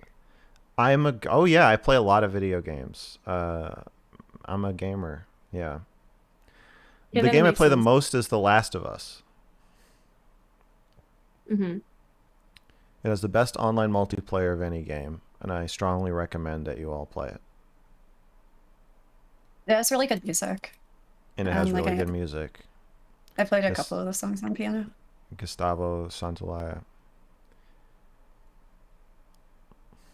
Wait, what does that game look like? It's a third-person kind of strategy. I want to say shooter, except you only ever have like 7 bullets at a time. Mm-hmm. No, I don't know what it is.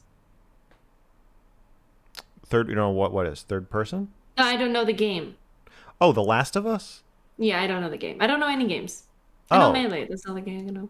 Oh yeah, you would. I think you'd probably like The Last of Us if you like the Maybe. format of the game. You'd like the story, and then the multiplayer is really good. Yeah. What is the it's point beautiful. of video games? The point It just of feels like video games. you're like leveling up and like doing things, but then at the end of the day, you didn't do anything in Well, life. I don't agree. I think a video game is part of your life. It's like saying it's like saying reading a book isn't doing anything. Like it is. It's still a real experience, even if it. I mean, or how are you doing anything when you do Brazilian jiu-jitsu? Like nothing. What is doing anything? What are you talking about? Why would I you mean, if I'm attack doing video like games? a physical activity, it's like healthy for my body to do it. I'm getting stronger. Like it's good like for other things in life too. But if I'm just playing a Oh, video like what do you game, get out of playing video games? I think they yeah, probably make you smarter, faster, more coordinated, better at It's fun. strategizing. They're fun. Also, if there you have a really good conversations with friends. The amount of really good conversations I've had while playing Power Watch Simulator has been primo. that's probably nice. Yeah, you can I just bond. think I that you think it's hard can. to like bond with people like in conversation or like there's like co-thinking that you have to do when you're playing video games with people that you don't do if you're playing like dodgeball with somebody. But there could be like other games that you could do that with, no? Like what? Like any like there has to be other physical activities where you're like going outside and meeting people face to face, where you can like when you're actually like getting better at all the things that you can get better at in a video game as well.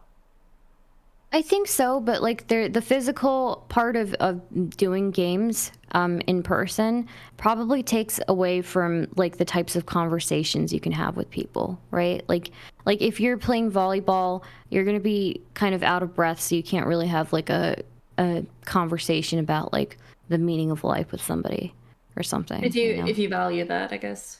But I mean, Yeah. I think it's important to see people face to face, and I think it's good to like be around people in real life. I think I that's think really that you healthy. have a negative view of video games.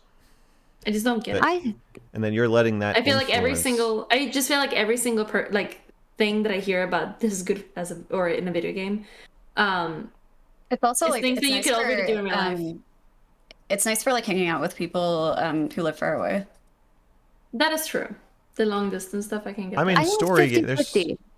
I don't think I, like the story of The Last of Us is not something you can really just have in real life. It's like a movie, but you're like in it. You're really emotionally invested in it.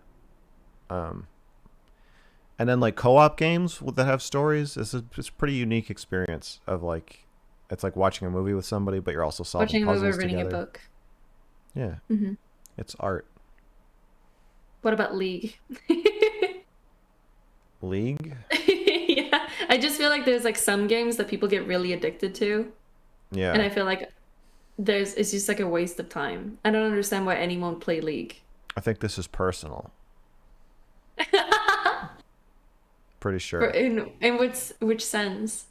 Your feelings about League and possibly video games overall. Wait, how would I be upset about it? Or like personal or like I why think do you should just I have unplug your router if you really want are, to express yourself. what are do you you doing mean? another intervention, Mr. Girl? Yeah, you should disconnect his internet.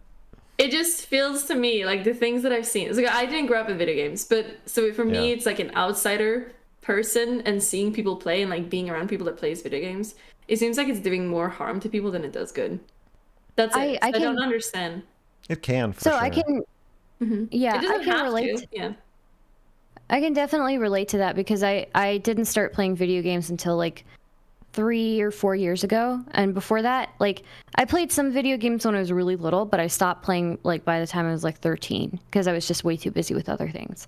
And then I started playing again like 3 or 4 years ago, and everybody's already been playing games for like 10 years, so I suck at everything in comparison. And I'm never gonna get on anybody else's level. But I do think like I can see both sides. Like there's definitely a lot of value being face to face with people and having that like human to human like contact in person. But there is also a lot of meaningful connections you can still have with your friends while you're playing a game with them, things like that. So Yeah. Would you guys say that a lot of video games that are made today are like the purpose of those games are to try to get the person addicted to them? Yes. Yeah. Hmm. Definitely games are becoming intentionally addictive, and it's very predatory and shitty. And I share Wait, so lagging. Can you your guys? problem with that.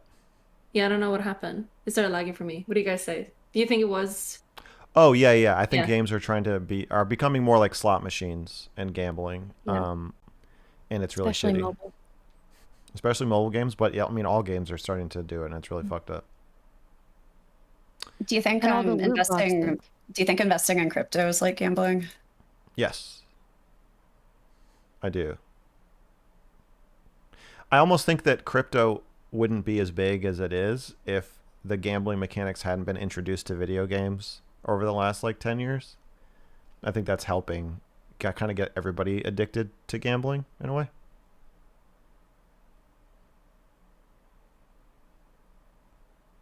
Seems to be a problem. It's kind of strange. I'm curious what everything is gonna look like in like 10 years.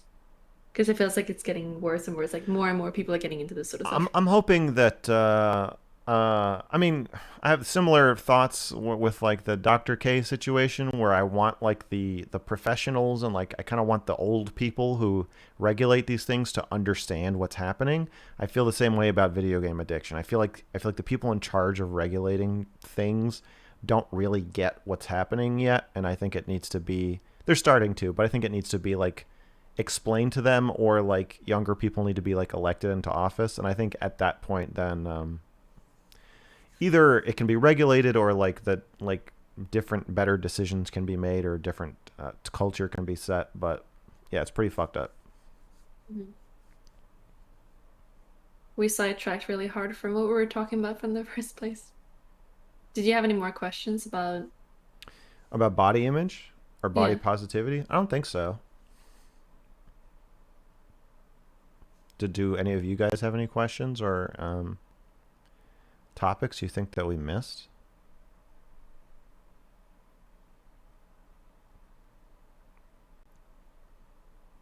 I can't come up with anything.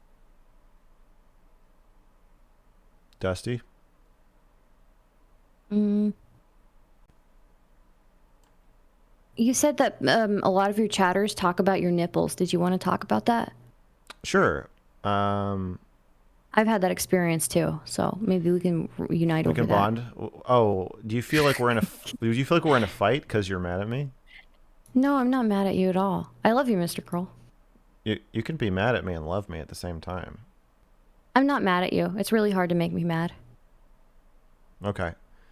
Yeah, my chat will sexualize me jokingly, half jokingly, pretty often. And I tell them I've never banned someone from my chat. And I'm pretty intent on not doing that. I think my mods have.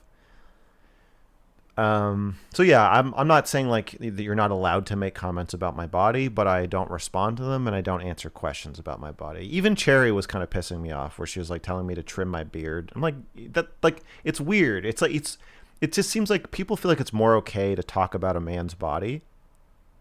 Like if there was something about like her appearance or your appearance that I was just like, oh, you should really change this. Even jokingly, that would be weird. But for some reason, it's like totally okay to like criticize my facial hair. And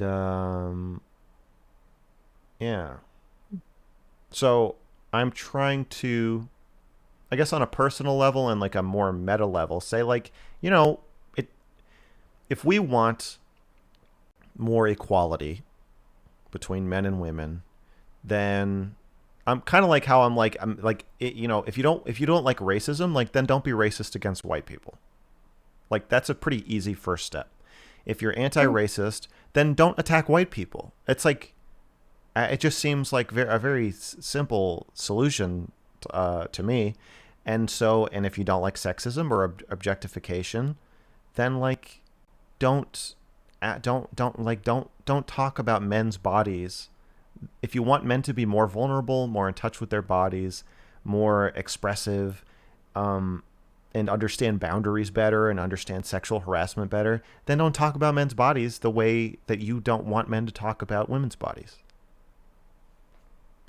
And then on a personal level, like, yeah, I've definitely found with objectification or exhibitionism or whatever, I can enjoy that in some degree. I have a weird tense relationship with it now where like I kind of hate it more than I used to, for sure. But I like for it to be on my terms, and I think that's probably true of everybody, but it's more obviously true of women. And so, yeah, with my chat, it's like I'm trying to figure out how to set boundaries and manage that relationship so that any discussion about my nipples is on my terms. Mm-hmm. Yeah. I run into this I'm in this weird space where like I'll make really disgusting jokes to my chat, or I'll make really, really disgusting like sexual jokes to my chat, but they're never personalized, right? I feel like that there's like a huge difference between me saying something horribly disgusting to my chat that's not personal, and somebody like making an actual person asking personal questions of me. So, Yes. and some people don't get that, I guess. Like if I make a joke about like having like a wind tunnel for like a private part, like Right. that's very clearly like absurd, you know. And so it should be like very, or saying I have like a fat tuna can dick, like it should be very evident to people that it's like ridiculous. I'm joking, Well, but then it people doesn't. will. But Yeah. it's your fake dick to make a joke about. Yeah, exactly. Or my fake wind tunnel. Yeah. Yeah. So, but yeah, some people don't get it yet, but they'll get there. I'm hoping. So, yeah. I'm mashing it right now. Nice. Thanks. I think there was one thing that we didn't discuss, which I thought was interesting. Oh God. What? How do you guys feel about plastic surgery? I'm very against it. What do you think about people that does it? I think they're Do horrible. you think No, it's do you think it's different if they had like some sort of like facial injury? yeah, I do. Varying degrees. So I made a video called "Women Should Stop Wearing Makeup." I called this the aviation museum, and I was like, "Hey, can I sit in one of your fighter jets and film a video?" And they were like, "Sure." And I was like, "Wow, I didn't know you were gonna say that." And then I went and I sat in a big like fighter jet and filmed myself talking about how I think women shouldn't wear makeup. And I feel like you're capitulating to some kind of misogyny. And or we all are when men do their version of makeup or whatever, to some degree. I feel like there's something self-destructive in it. And I feel like that more so of plastic surgery.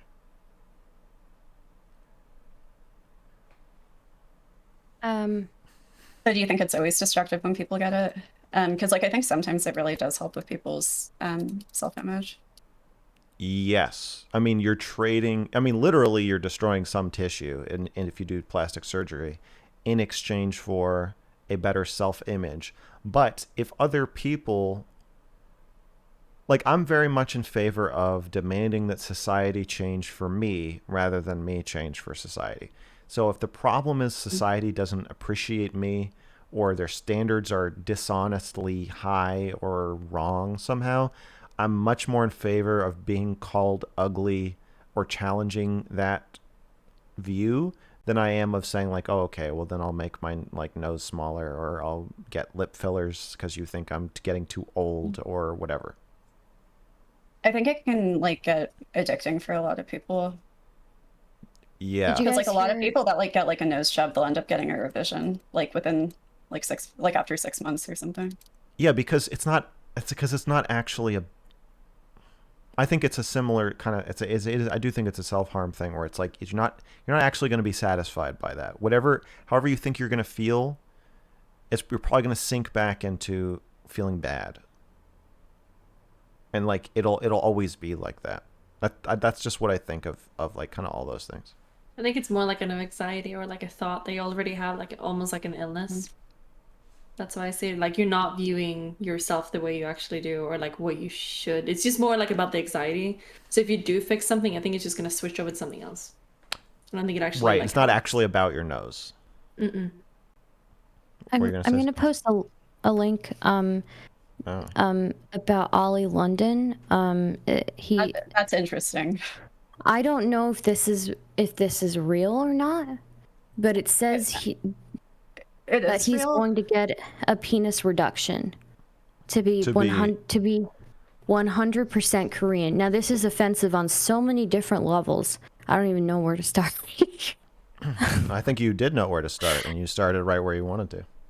Okay, well, maybe. I don't know. I feel like this is like a good example of like where you can look at how a man's masculinity is influenced by the stereotypes that society has on him, right? Yeah. Yeah. At first, I thought like Ollie London was trolling, but like he's gone so far with it, and it's really weird. And like I feel weird for Jimin, who's like the person that he's trying to look like, because like imagine somebody getting plastic surgery to look exactly like you. Yeah. I had a breast reduction, but that was more for like my back health than anything. Best think that's decision fair. I've made. I think Yeah. even when it's like medical stuff, or if you like were in Yeah. an accident, or if something is like really, really wrong with you, or something is like, yeah, I think that's fair. As the moderator of this conversation, I want to just be clear that I am not going to comment on, and nor do I think we should comment on any of our own decisions about our own bodies. Okay, So fair enough. I want to keep it like theoretical. I Sure. think if you want to talk about your own experience, like I think that's totally cool. I don't want you to take my non-response to any disclosure you make to be a silent criticism or whatever. It's Oh no, I wouldn't. Yeah. and I feel like this. I feel like this in like discussions in general, where like I'll get into an argument about like gender or whatever, and people say like, "What about me?" And then it's like, well, No. it's different. I wouldn't. I know? wouldn't take it personally ever. So yeah, Okay. yeah. I think it's interesting how like in South Korea it's like so accepted to get plastic surgery, where like people's own family members will like tell them to get different things and like will offer to pay for it. Like it's just That's something I was thinking too. Would you say that if someone is getting a plastic surgery, they're kind of like doing harm to other people because they might like get other people to do it as well? Do you think it like encourages like the more, because I saw a girl a while ago post on Twitter that she was really upset that everyone was getting boob jobs because she started getting comments about herself having small boobs, and like more and more and more because, well, you're supposed to have boobs as a woman, right? And she was like working with online stuff, but now like everyone is having huge boobs, so now she I should think get it as well. it does kind of change like the standard of beauty, so almost to the point where like people feel like they have to like to fit it. Yeah. Yeah, and definitionally, yeah, you're changing the standard artificially, which makes it so that more people will not meet it, naturally. Mm-hmm. Didn't that happen with one of the Jenners, right? Got like 12 plastic surgeries or something at once. That's got to be unhealthy. Or 8, something ridiculous. I know some plastic surgery procedures are really dangerous, like Brazilian butt lifts. I know like have a really high mortality rate compared to other plastic surgeries. And I think some people don't know that going into them. This is so scary. Fuck. I Yeah, don't I know. think Some I think people, yeah. in the theoretical But some people like, conversation, we're assuming like you don't die from the plastic surgery in our Mm. evaluation, but like it's a good point that like some But it's people still a just risk though, somehow, no, no, no. right? I'm like I'm a lot saying of in because they're so reality, expensive, a yeah, lot of people will go to like other countries to get them. right. Isn't that so sad? Like people are feeling so bad about themselves that they kind of like risk health things for That you'd rather die than have a like, pancake butt. yeah.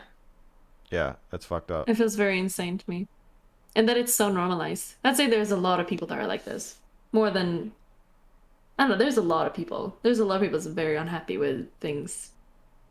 I think part of it though is that I mean there is a truth in that we women or at least have been historically, now men are being socialized this way too, to put so much of their self-worth into the way that they look, right?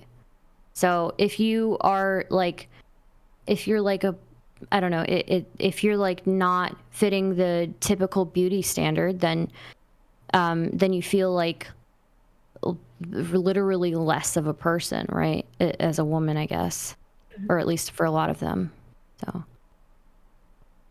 Do you think do you think a lot of people actually do care about what other people look? Or do you think people just like I actually think don't they really do. mind who they start dating or who they see? Do you really think like they need like someone to look this way for them to be able to see them? I think people are a lot more shallow than they say that they are. I So like think how many? What are you talking about, Waffles? We judge a lot off of physical appearance. In terms of like who you date and even like job interviews, stuff like that. Like usually more attractive people will, like in experiments would get the job over somebody who was considered unattractive.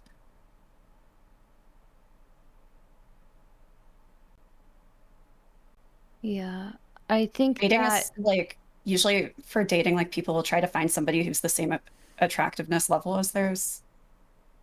I'm not sure about that. I feel like a lot of people that Mm. are definitely going for like really high standards.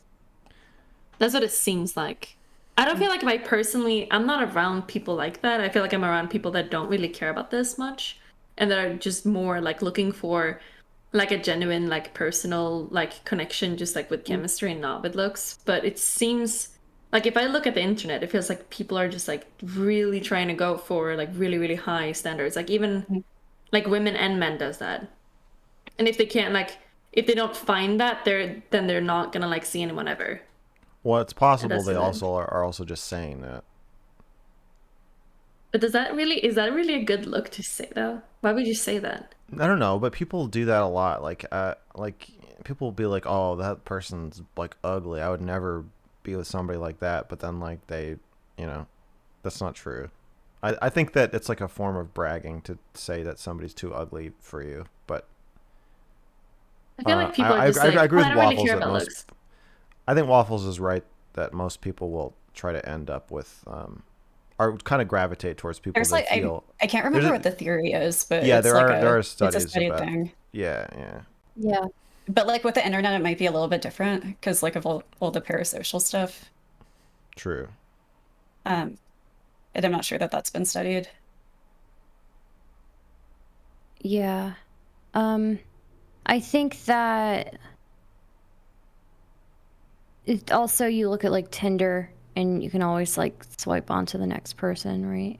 So there's always like, I don't know, you can always swipe to the next person, and that's kind of like, also you've got this abundance of options on a platform like that. So I hate Tinder. I don't like Tinder. I hate Tinder It feels too. really weird. I don't use it. It feels really weird because you don't know that Yeah. person's energy. Like you have no idea what the like how they're acting. I don't know. It's very weird. I'm having a Yeah. hard time meeting people from Tinder. I can't do that. Yeah, I can't handle it. It's too much. Hmm. I do think that Fat life. yeah,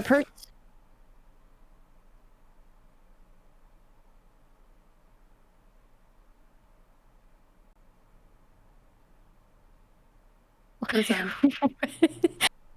Yeah. What about it? Go on. Wait, what do you say? um, Wait. I don't understand. You know what I said. I didn't hear what you said. I don't think I heard it You right. said fat life. Oh, I said Fet Yeah, Life. What is that? I don't know what that means. It's a website. I thought I said Fat Life. Fet Life. What that It's is. a I don't know fucking what it is. website. Go. What is that go- website? F-E, you guys never been on Fet Life? It's the No. website where you go. FETLIFE.com. People in chat are saying they thought you said fat wife. Is that me? Because I'm the wife here. No. No. You're Fet. no. Fet. I'm just kidding. Okay, you guys never heard of Fet Life? Waffles, No. back me up here, bro. I've heard of it, but I don't know that much about it. Okay. Yeah, I've heard of it. Yeah. Oh, you can't advertise sites. Never mind. Oh yeah, don't go on stream. Oh, this is bannable. Okay, I forget I said anything. I wasn't trying to advertise it. Jesus Christ. But you're not advertising it. You're just explaining what it is. It's fine, right? I don't When know. I They're talk telling- about drugs, I don't I try am to watching promote chat. drugs. They're telling me not to talk about this, so I won't say anything else about it. Jeez. I think they're just overreacting. Anyway, okay, Cupid, I guess is better. What were you saying, Stardust? Jesus, what a big misunderstanding. This is also uncomfortable. Perfect. You're calling me fat? I would like all of chat to acknowledge that Mr. Girl just called me fat. He just called me fat and he tried to get away with it by passing it off as fet. So, just letting you all know. He said that I'm living a very fat life right now. Everybody remember this. I don't remember what I was saying. I have no idea. I don't remember at all. So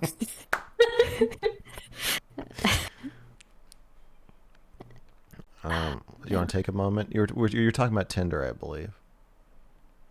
yeah, just Tinder, you know, you've got this abundance of options, I think, and what? I don't know. This is just a great. I'm just glad that my first panel is going super well. Yeah. This is your first? Yeah, it's my first time hosting a panel. Thanks for coming. Good job. Yeah, thanks. Yeah. Thanks for the invite. Oh, On sure. a body image stream, he just invited me only to call me fat. Unbelievable. So, I mean, Okay, so Tinder. Go ahead. I said what I needed to say about Tinder. We said it all. Yeah. Okay. I do. Oh, you know what? I really do appreciate like a nice personality. And I think, yeah, I do. I really do. But also, I haven't dated in a while. So like that could just be like me talking out of my ass. So I don't know. Yeah. Why haven't you dated in a while? Do you want to talk about this? Not really. I mean, you know, I just things happened and then I Okay. had to take a break and then other things happened and then, yeah. I understand. Yeah.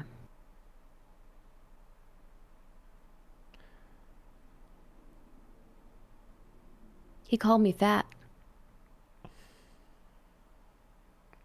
I'm not even take a sure long personality, like nice personality. I feel like, are people not looking for like chemistry? Like just like clicking with someone that you might not even know like this was the personality for you. I feel like everyone is so different and then there's like certain things about someone that really, really like clicks with you so well that it feels magical. I feel like that's what I'm looking for in people. Not like looks, not personality, because how am I supposed to even know what I like until I meet it?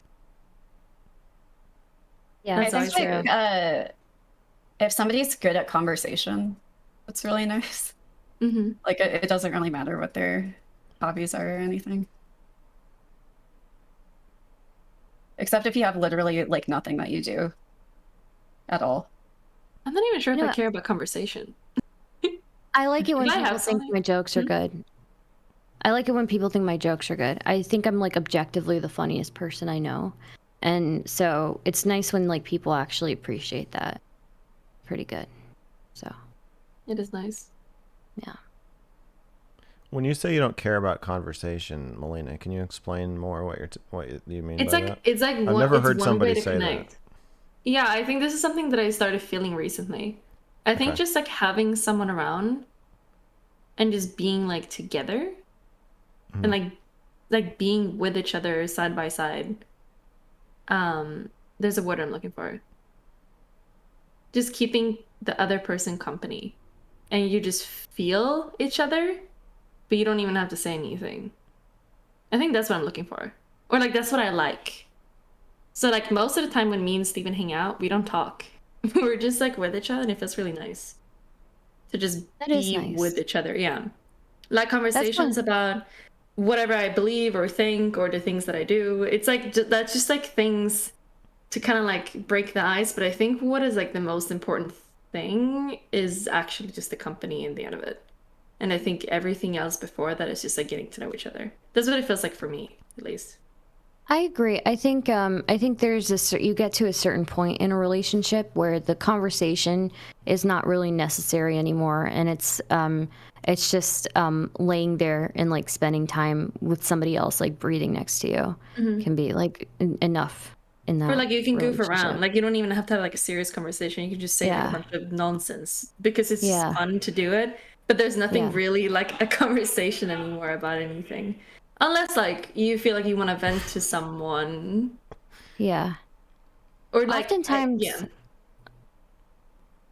I think oftentimes I've gotten so much like emotional satisfaction from like just platonic friendships that that I haven't really needed that from like a partner really. Like I think that people underestimate how much a really good platonic friendship can give you. So I It used to does, I agree. sexualize all my friend. What? that's not platonic, but Yeah, I used to fuck up my friendships and sexualize them. I couldn't handle platonic boundaries. Was there anyone that was like, yeah, let's be platonic, but we can also be sexual? What I mean by platonic is non-romantic. Yeah, yeah, oh yeah, lots of people. Hmm. But it was kind of compulsive. I don't think that was really what I wanted. Was it just like, what do you call it? You couldn't control it at all. It was just like you feel this way and you just gotta go for it. I don't know. Yeah. Um, I had a therapist say something to me once that felt very valuable. He said, "Just because you want to do something doesn't mean you have to do it." And I think that never occurred to me. Like it's okay to want to like fuck your friend, but you don't have to just because you feel like it.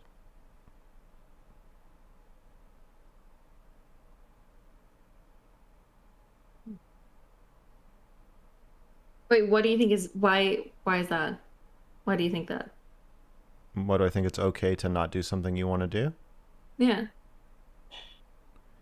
Well, it allows you to be more in touch with like things you want to do that you shouldn't do, or things that you want to do for now, but you probably will not have, you won't want to have done.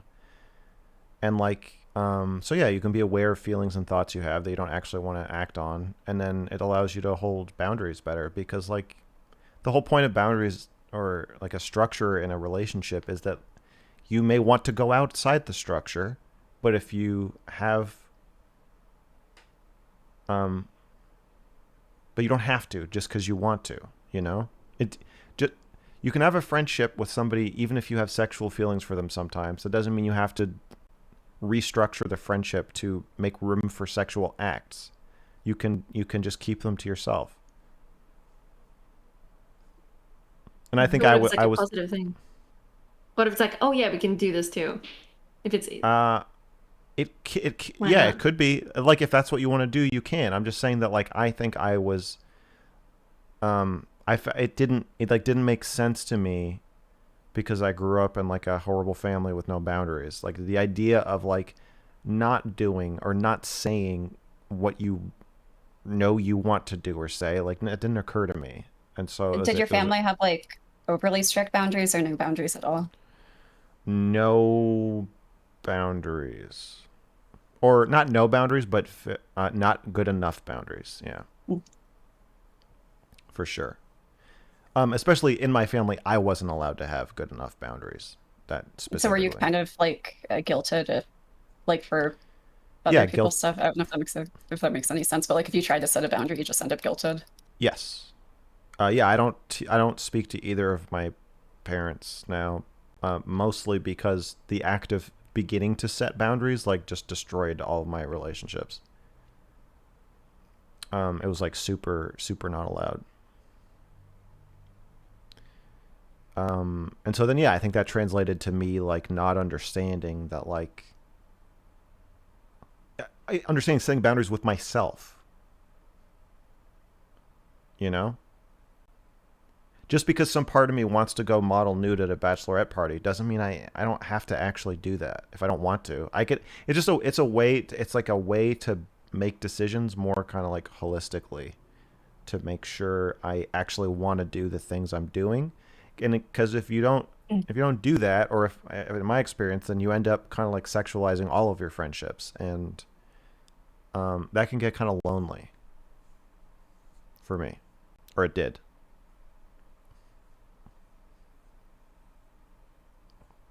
You guys So ever did done you like anything like did you this? used to do that, or What?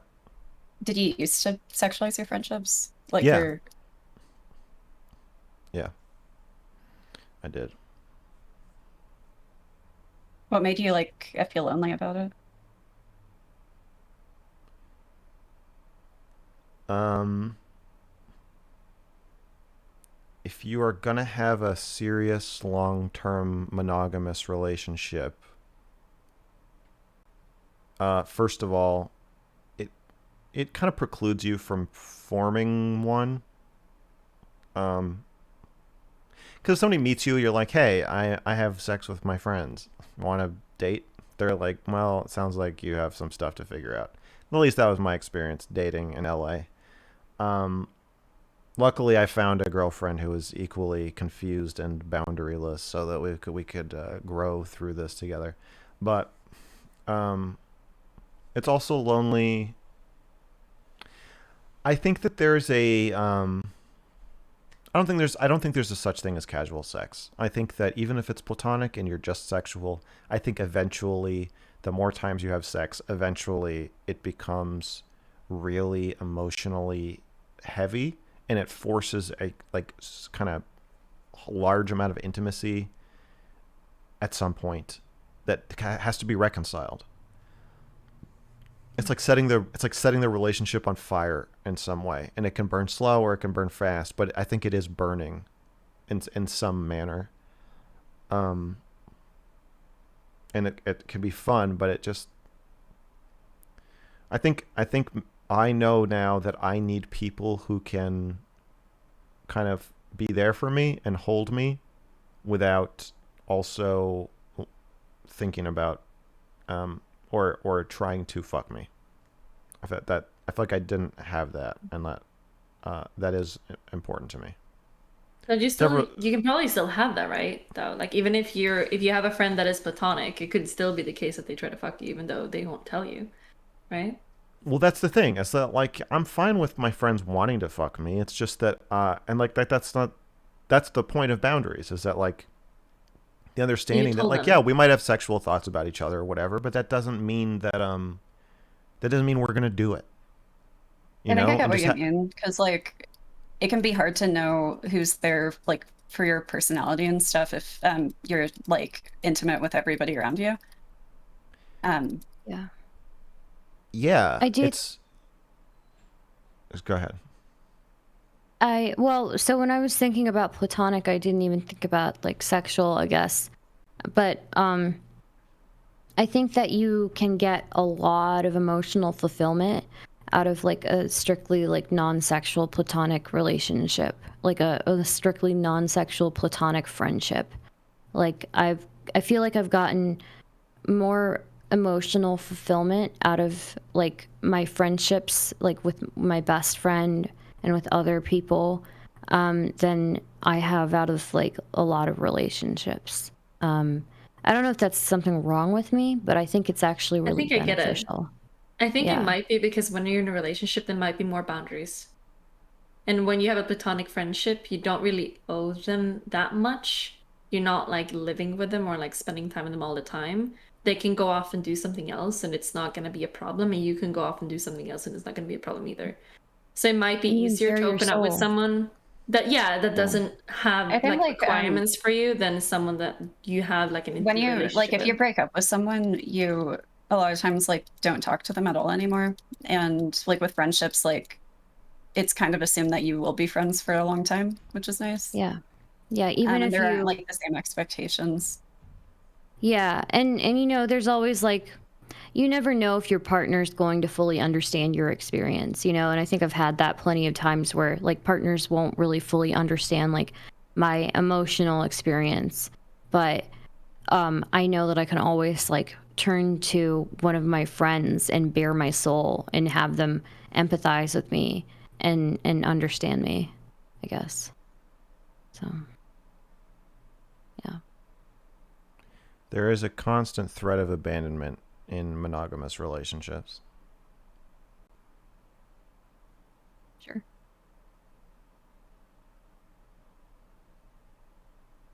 Everyone, all of them.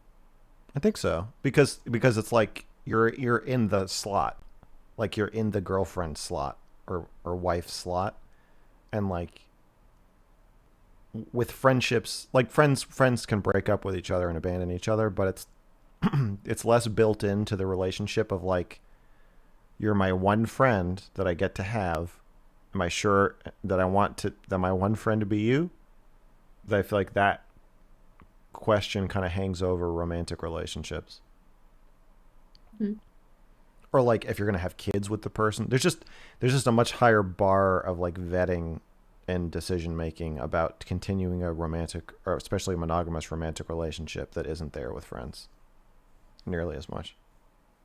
I think it should be more normalized that that the person that you might date is not going to be the person that you will be with forever. I feel like there should be more, it should be more normalized thinking that maybe some people are good for you during a certain amount of time you grow with them and then you grow out of love or you like grow apart and then you might find a new person for 10 years and then you do that like with a bunch of new people until you die. I feel like that should be more normalized than just like finding that one person. I feel like it should be more okay or people should be more fine with that I'm scenario that it's like, yeah, like this time that we had was good. Thank you. And like now we should move on. Or I feel like that should be more normalized. Sure. I think that also there's always like for people who are looking at like a longer term thing, you should at least every 10 years maybe like make sure, sit down and talk and make sure everything's working for both of you, right? And maybe normalize that your partner doesn't have to be like the person that you bare your soul to every single time, right? Um, because they're your partner in certain aspects, but like there are certain like emotional places where I think that they're probably not going to be able to go with you, and I think that that's totally okay for you to do that with like a platonic friend, and somebody who's more disconnected from the situation. And I don't know. I think I always thought there's nothing wrong with like also needing space from a partner, you know? I think I'd be one of those people who might like, I don't know, like separate areas in my place for like one for my partner, one for me, you know? Mm-hmm. So, yeah. Separate beds. I don't know about separate beds, but I don't know, separate places at least. It would be nice for me, so I don't have to Shaylin. have him scream in the background. Oh, separate places within a Does he mostly house? like Or scream when he's playing League? Yeah, he's playing League when Yeah. he screams. Also, when he debates someone, he screams too. So you want a luckily I man can sleep. cave, Stardust? Yeah. We don't need to be together all the time, you know? Mm-hmm. So. I think it's kind of unhealthy when like people in a relationship are together all the time, because then like you aren't really two separate people anymore. Mm.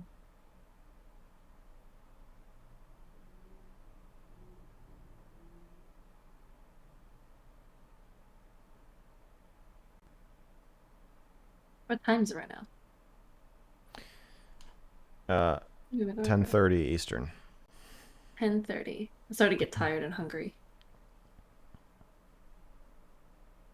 I don't know how long you guys want to continue. No, we can be done. Does anybody have any closing statements? Final arguments? No.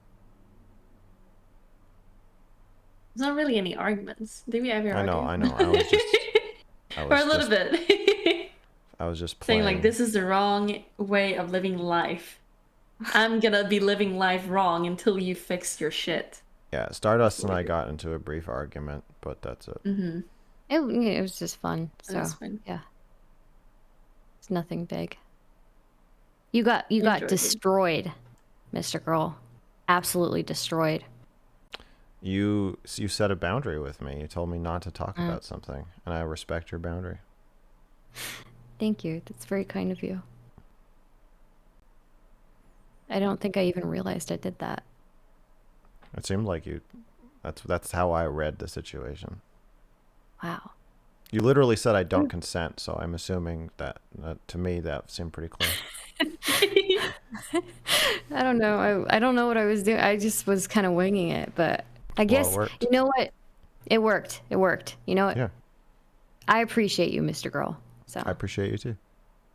thanks. Melina and Waffles, I appreciate you as well. I thank you all. I appreciate you guys as well. I appreciate Melina and Waffles as well. Everybody thanks for having appreciates me each on. other except Waffles.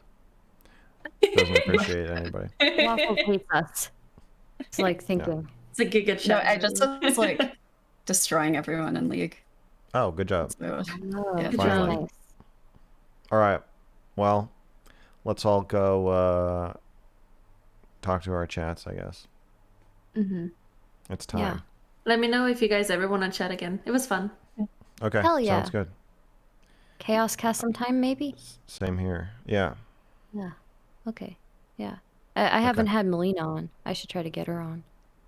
No one ever invites me, really. But I think it's because I'm doing my own thing so much, and I'm not really like in the political like orbiter group thing. I don't know how to do that. But I do think I think I have things to say. Sure. But yeah, invite me if you ever want to do anything. Yeah. Okay, cool. Awesome. Yeah. Same to you. Same to all of you. Mm-hmm. Yeah. All right. Bye, guys. Bye, guys. Bye. Have a good evening. You too.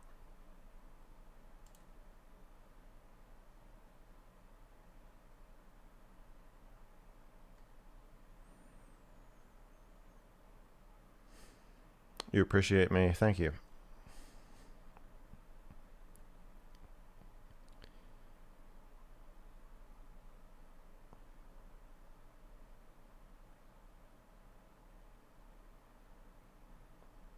Good stream, Mr. Girl. What are your thoughts? I thought it was good. I think that if I'm doing panels, that's kind of the tone I assumed it would have, like kind of sincere, laid back, with moments of absurd hilarity and conflict. The birth of Mr. Moderator. Need more opposing opinions? Oh, hey, Lumi. Yeah, maybe.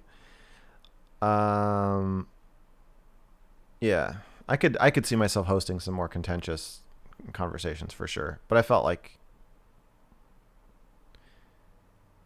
I guess if people are gonna argue, I want it to be more vulnerable. So I want to set a tone of kind of like people being honest and vulnerable to a certain degree. Not super vulnerable, you know, not Dr. K level, but, you know, just an amount where we're less performative.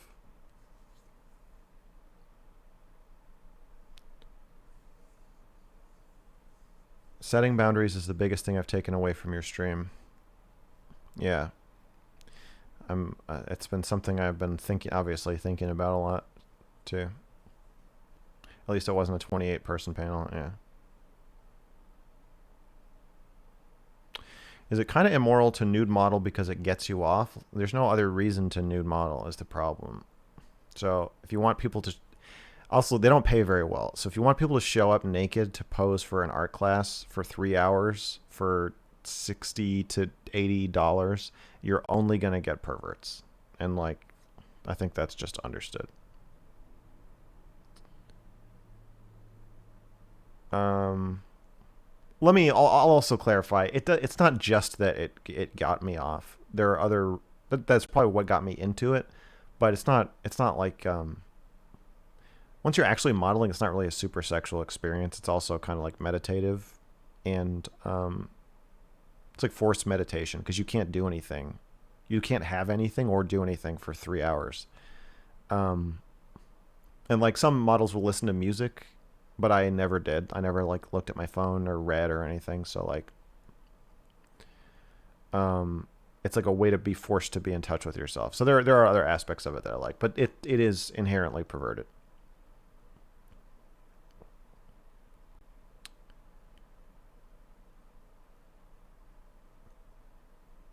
Thank you for improving my marriage. We talk about our feelings more and more often in real time. You're welcome. Did you have Domino's? Yeah, we had Domino's last night. Got some in the fridge still.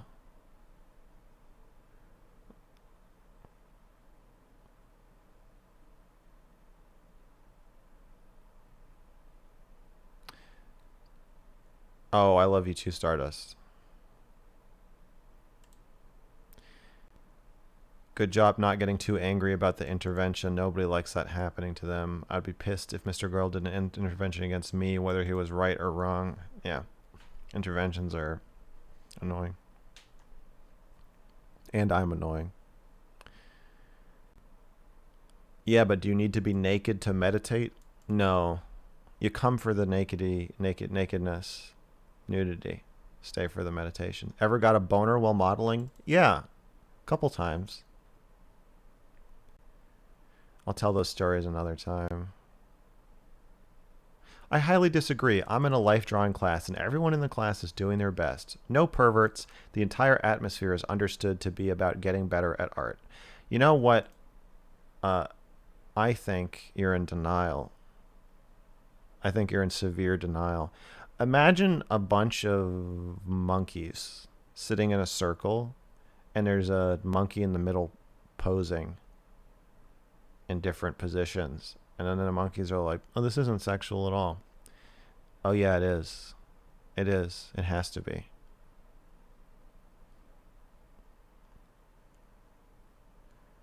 It has to be sexual. What's your go-to order for Domino's? Chicken pineapple. I stray a lot, but that's the base order. You are losing the oh, here we go. Let's talk about Dr. K. You are losing the Dr. K PR battle. I think that was inevitable on Twitch. Streamers are overwhelmingly uneducated and buy into the net good bullshit way too easily. They get duped by the most basic of cult tactics. You are going to have to win this war with the ethics board. Anyone that cares about this issue on Twitch already got duped by Dr. K long before you showed up. I don't even think Destiny will be able to see this topic rationally. He will look at the net positive. I got a message from a psychologist or a psychiatrist who was like, be careful with engaging at all with the net positive argument, because medical ethics cannot be dictated by just do whatever, and if it works out, then it's okay. Most rules, like laws and ethics rules, are not set up that way. Like if you drive better, when you're a little drunk, should the government make an exception for just you to drive drunk? Or should we just have it be illegal to drive drunk? But it's hard because I don't think that he is doing that good. So I want to win both, but I do think I have to be a little more careful about how I engage. The net good argument is completely unacceptable and irrelevant. I think I have to state that, but then it's like, can I say that and then say, but also he's a shitty therapist?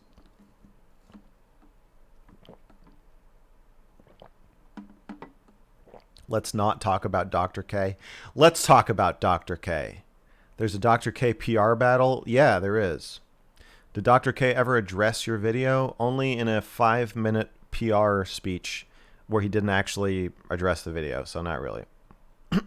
Everyone is too afraid to go over the Dr. K video. Well, I am going to make it so they have to. The hits are going to keep coming.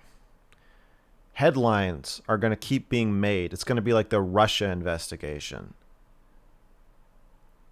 I'm talking to some people. Hopefully I can get them to come on Twitch. Professional, serious people. I'm emailing ethics people. I'm pulling strings. Things are going to happen that give me an excuse to come on stream and talk about them. I'm going to keep this afloat. It's going to keep going and going. And you know what? If it starts fizzling out, then I'll make a video about how insane I am that I'm still going. And that will keep it going. I don't fucking care. This is not stopping until Dr. K's cult is uncultified. Oh, also, I'm doing a stream where they can criticize me. So I think there's 4 people signed up already. But if you're a Dr. K fan and you're hate watching right now and you'd like to come on the stream, here's the offer I'm making. Friday, get my time right. Don't want to say times before I get my times right. Friday at 7 p.m. Eastern, there's a stream titled Dr. K Fans Respond to My Video. And here's what I'm offering. You can come on and you can give feedback for the video, and I will not respond. I will just listen, and you can have the platform. You can say whatever you want to the audience. Or we can argue if you want me to respond to your criticisms, or, I mean, if I agree with them, then I'll just agree with them. But we can have a back and forth. And or you can just ask questions and I can answer them if you have any concerns about how it was made or what I'm planning or doing or whatever. So if you're a Dr. K fan and you want to talk about this with me in public, you can come on the stream, go to my Discord and write in the requests channel. And talk to Baby. And Baby will screen you for your likelihood to break TOS. And if he thinks you're not going to break TOS, then you can get in line. And you'll be on the show. The Healthy Gamer Reddit wasn't that mean to you. Yeah. They're pretty open to the criticisms. For sure.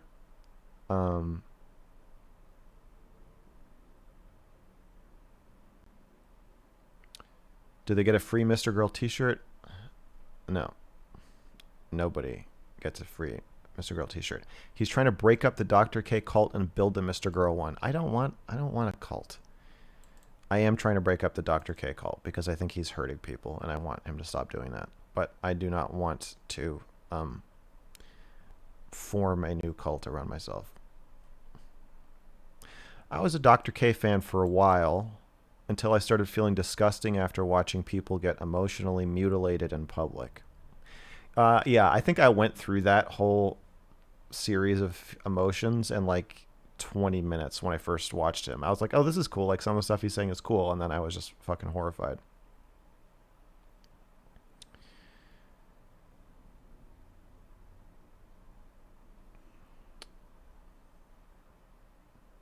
Not even mods get a free t-shirt. No, but I'll give you a free CD. If you're a mod and you want a free CD, DM me on Discord. Ever gonna make a Dr. K rap song? If there weren't a dead person involved, maybe.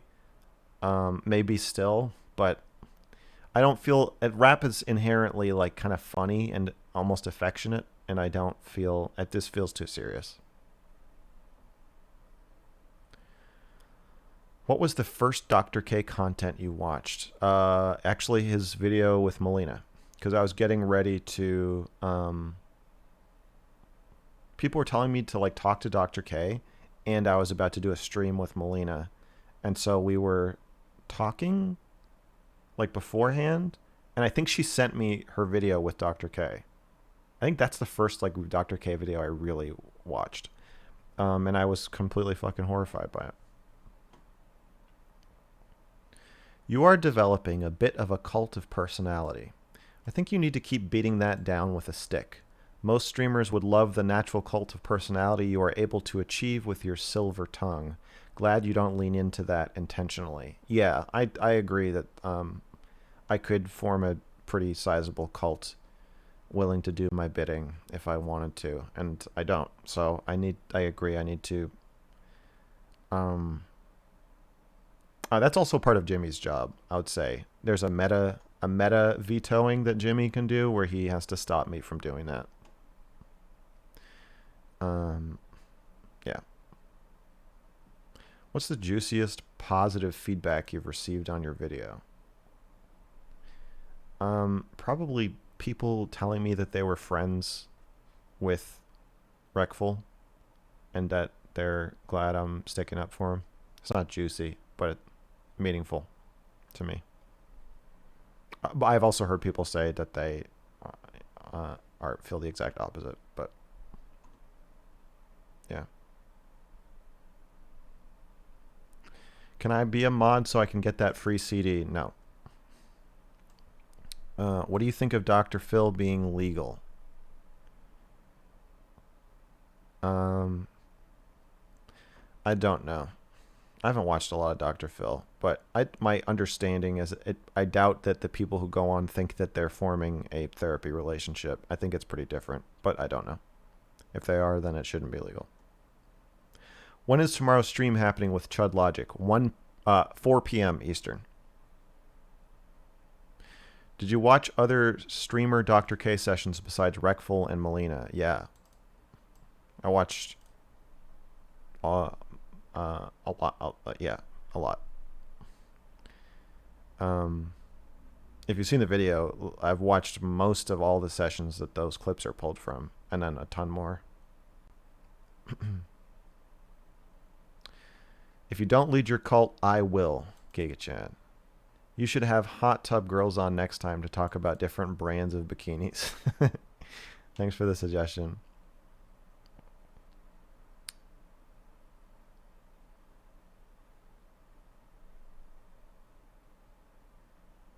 Do you regret not exposing your stance on Dr. K and actually getting on a stream with him could have exposed your thoughts then? No, I don't want to make anybody feel victimized or cornered in that way. I'm not trying to put him on the spot or make him uncomfortable.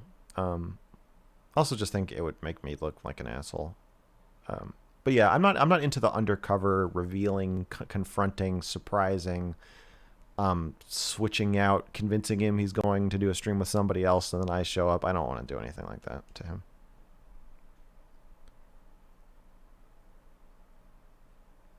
I agree with what you say about Dr. K being a bad therapist viscerally because I have no personal experience. But what are some examples of good therapy in a similar context?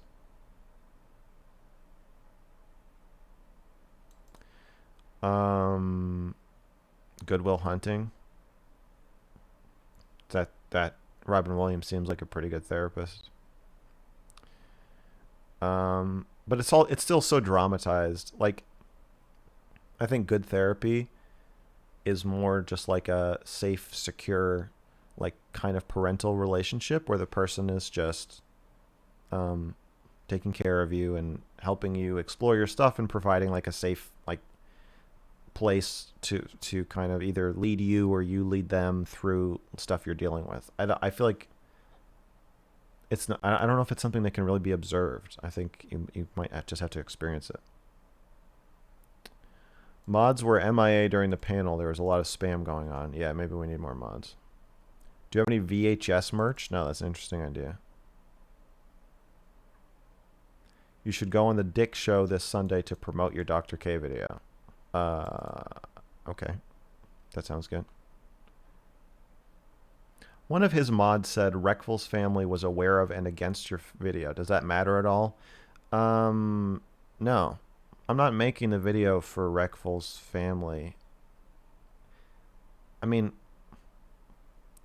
in some way, I do feel like some of it is for Reckful, but it's like it was an abusive relationship that I don't know how he felt about it like later before he died, but during it he clearly believed that Dr. K was trying to help him. I don't know that he would agree with my video or what I'm saying, but it doesn't matter. Like it's like when you're trying to protect somebody from a predator who has like charmed them, or an abuser who's charmed them. Like, I think Dr. K's predatory, so I don't care what his victim. If his victims like him, like that's part of the predation. Of course they like it. But he needs to be stopped. And yes, I do want to stop him on behalf of his victims, and I do see Reckful as his biggest victim. But also Reckful in the video said that his mother was talking about making a suicide pact with him 1 year before he died. And if that's not going to add to somebody's suicidality, I don't know what is. So that's like, if she doesn't like, I don't fucking care what she thinks after hearing that. I care how she feels, but I don't care about her opinion about the video. So I'm not reveling in hurting anybody, but it's not going to stop me from doing what I think is right.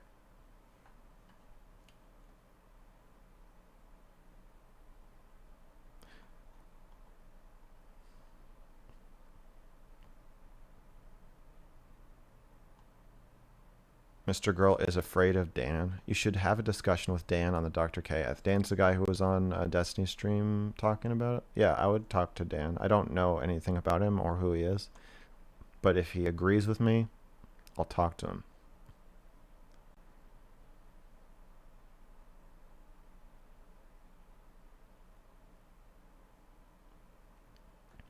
Not necessarily relevant, but have you learned the COVID lockdown's effects on Reckful? It seemed to hit him very hard, according to his friends. I mean, yeah, he said in the sessions that he needs to constantly be around people to stave off like horrible feelings. And so obviously being forced to sit with himself would be really hard. That makes sense.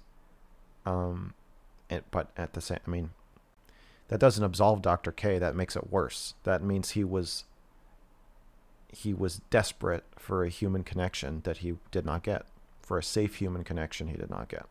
Instead, he got an exploitative, abusive connection that was just like all of the other connections he was trying to get away from, of people using him for money. And not making decisions and not setting up a relationship that's in his best interest.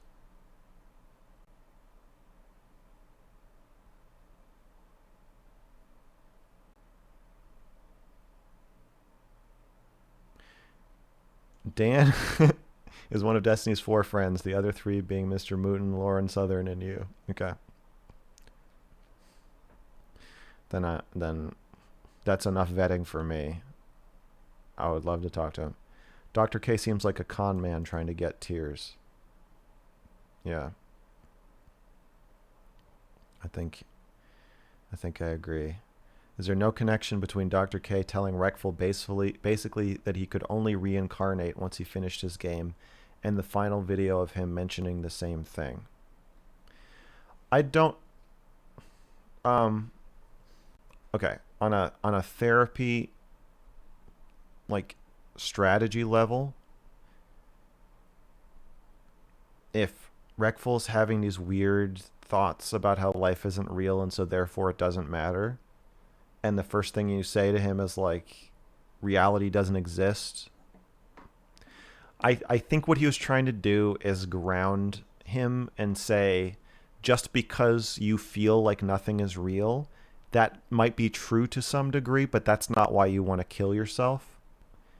I can see your criticism that that might be like a dangerous game to play to validate that thought, but Dr. K's anti-suicide strategy, and he talks about in his videos, is to validate the person's ideas to the best that you can and say, but then that doesn't therefore mean you should kill yourself, even if that's true. So I think that's pretty superficial.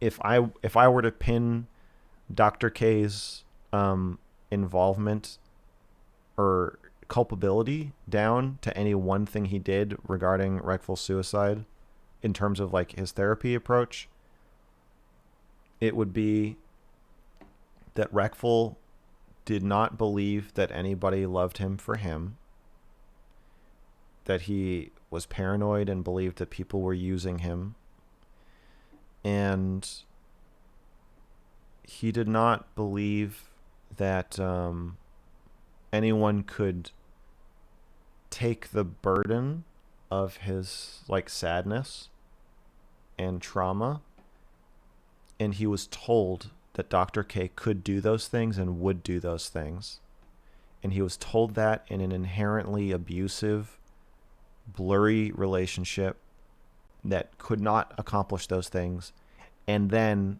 the rug was explicitly yanked out from underneath him when Dr. K told him he was going to love him and then changed his mind. But even before that, I think the damage was done anyway in telling him, I'm taking care of you, when the situation is set up so that you're actually not. You're using him.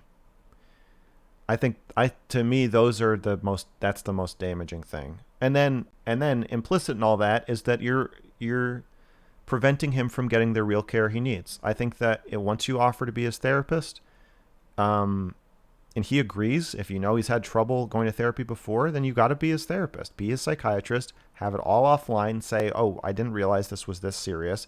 We got to get the chat out of here. This has to be private. I'm going to take care of this for real. And I'm gonna get you the help you need. Or if you feel like you can't do that because you're not licensed in Texas, or you want to stream too much or whatever, then you need to say like, look, man, I know you've had bad experiences with therapy. You've been institutionalized before against your will. I understand all that, but listen, it sounds like you've had some bad therapists, and I can find you a good one. And like, I'm gonna save your life.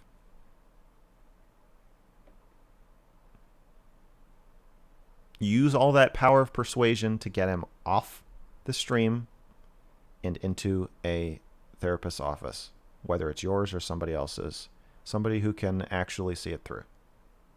And by displacing the chance for the real mental health care he needed, and by setting up a blurry, unsafe relationship that's inherently abusive, and then by pulling the rug out from underneath him, I think those are the things I think of when I think of the culpability that I think Dr. K carries in Reckful's death. Not any one thing he said, but the whole structure of it is just so destructive.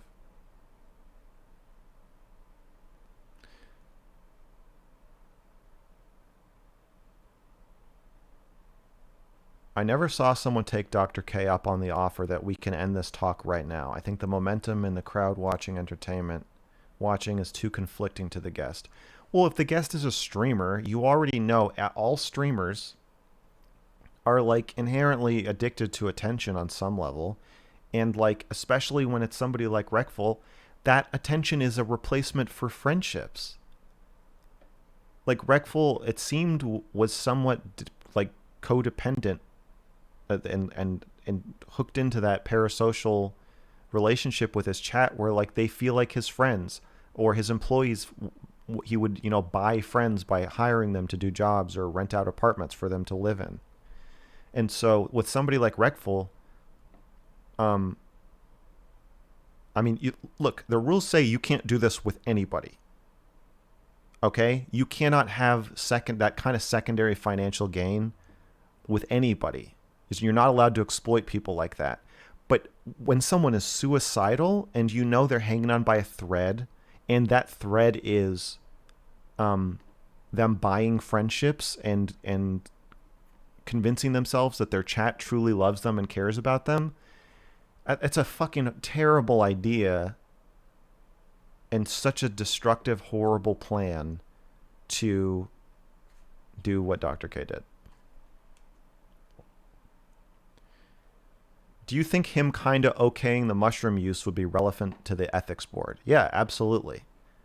If someone tells you if you've semi-established a doctor-patient relationship, you're responsible for their care. And if they say, I'm taking 2 grams of psilocybin every day, and you just say, yeah, you know,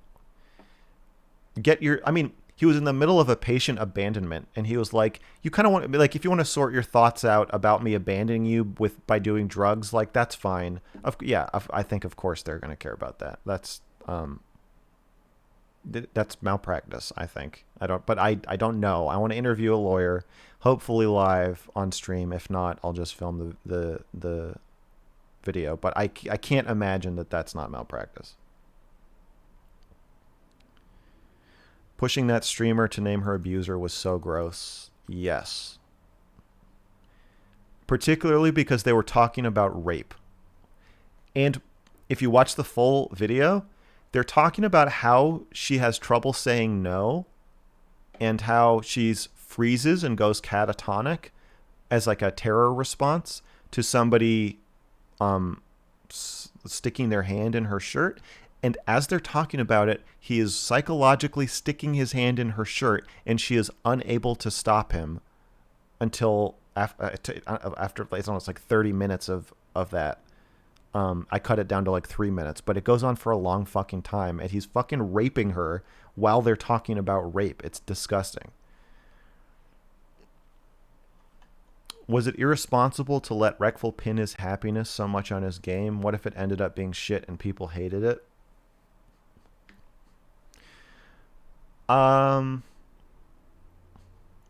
I think, to me, therapy is supposed to be more about the relationship. So like you have these superficial level conversations, but one of my problems with Dr. K is he makes that conversation that's supposed to just be about like what you're thinking about, he makes that into the deep conversation. But to me, therapy should be more about the relationship and should be led more by the patient and kind of what they need. So I don't put as much stock into what Dr. K is like monologuing about, because I don't think it really matters that much. That just seems like a performance for the audience. He knows that if he yells at him like, you're doing this is the meaning of your life, doesn't that feel good, then Reckful will burst into tears, and then the audience will feel like, oh, he really reached him. When it's like, no, you didn't really reach him, you just made him cry. It's you triggered him, which is not good for Reckful, and it's not healing. But then after he bursts into tears, if you teach him some breathing exercises, like, sure, after sobbing and then breathing really fast, like, anybody's going to say they're not upset anymore, or they've calmed down some. So yeah, I can see what you're saying, but my problems are kind of the deeper foundational relationship setup that's inherently abusive, rather than him specifically giving bad advice.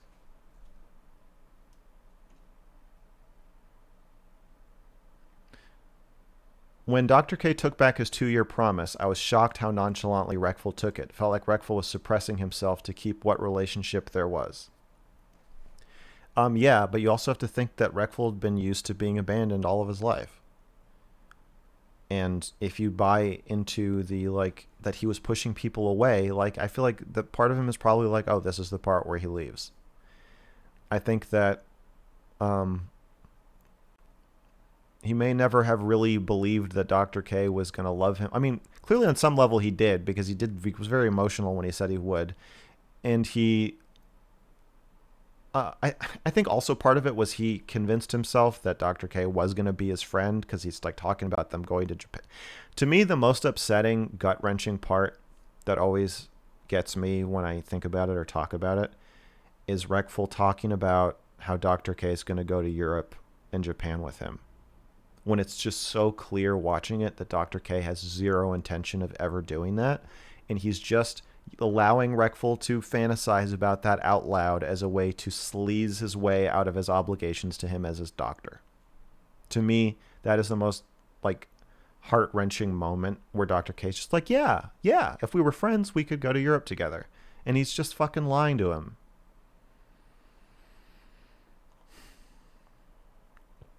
How long will it take the licensing board to decide whether to take corrective action against Dr. K? I don't know.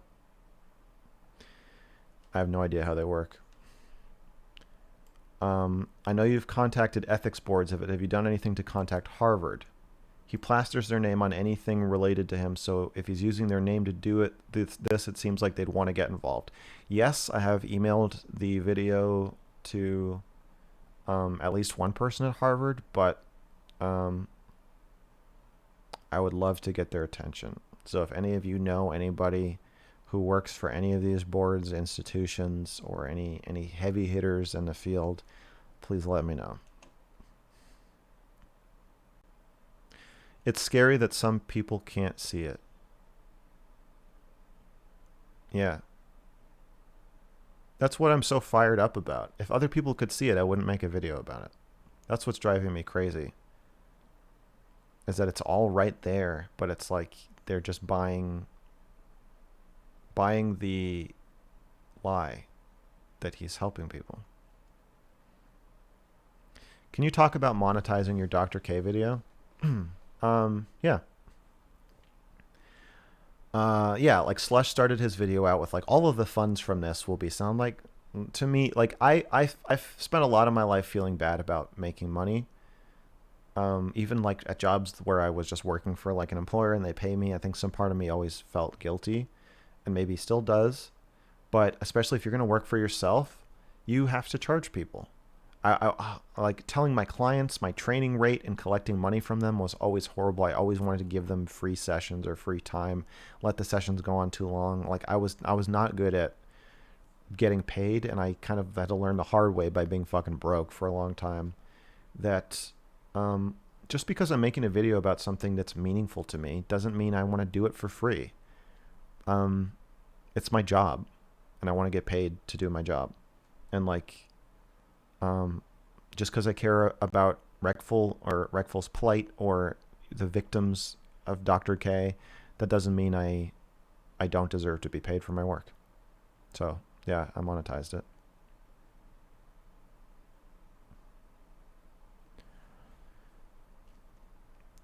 Did you notice that before Dr. K started talking with Reckful, he said, "Who is Reckful?" And then later, yeah. Saying he watched Reckful when he was 20 was almost certainly not true, because I think that would have made Reckful 15 or around that age. He did later realize who Reckful was, but he said this to a number of streamers where he would start talking to them and then bring up some like really early, and they'd be like, "Oh wow, you were a fan from way back in the day." I wouldn't put it past Dr. K to like research somebody and then just say that. I also wouldn't even put it past him to think of that as a valid therapeutic technique where he's like making them feel good or recognized. I would think it's a lie. I have no idea. I also wouldn't put it past him to just like have watched him. So I have no idea. I was not including those clips to try to make Dr. K look like, basically I don't care. I think Dr. K is a liar overall, and whether he's lying about that, I don't.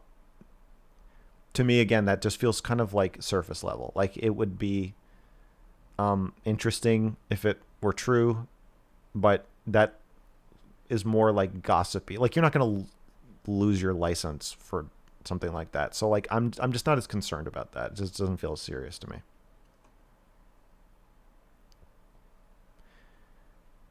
I think most people won't want to watch an hour-long video about it. Might be the only problem. Could be. Although if you are on the medical board, you won't need to watch an hour. I think the first 5 minutes would probably be plenty for you to start making a decision. But then also, like, I assume these investigations go on for weeks or months. So they're probably, when they get a complaint that looks like valid, if you read the the complaint, the like reprimands they hand out, they do make reports, and like they're when people say like this is gonna blow over, you got to keep in mind that these are people whose jobs it is to investigate, to contact all these people, to watch all the footage, to verify everything, to write a report, to, you know, like make sure everything is all done legally, all the, you know, I's are dotted and the T's are crossed. These they're not fucking around. So I don't think so. Some professionals, somebody at Harvard in the PR department might be like, an hour video is kind of long, but you're underestimating how damaging it is to their reputation that he's doing this wearing that Harvard pullover. I think that there probably are a lot of people in positions of power who think that it would be worth well more than an hour to sit down and watch this.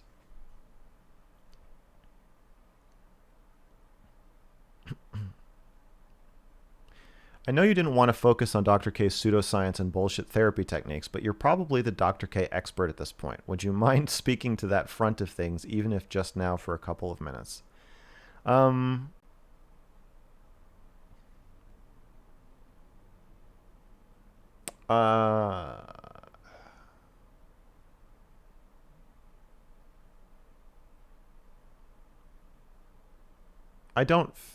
I don't think I am an expert on Ayurveda stuff. I did not pay much attention to it, and it's not present in so many of his interviews. Almost everything I watched were like the therapy sessions, and he does bring it up in weird ways at times. So I can't really give you an outline of like what he believes. I'm trying to think if I want to say anything about like how it affects.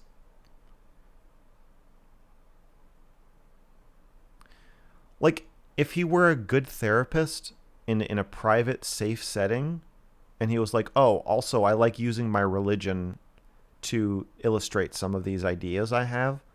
Are you comfortable with that? And the person says yes. Like, I don't think it's a great idea, but it's like whatever.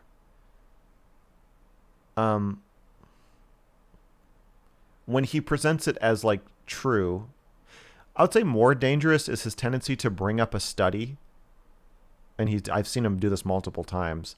And he'll say like, I'm not sure what the study was, but I remember it being like blah, blah, blah. And then say something as if it's a fact. And it's like, you're a fucking doctor in public saying a scientific thing. And you're not saying this is just weird shit I believe. And you're not making that distinction.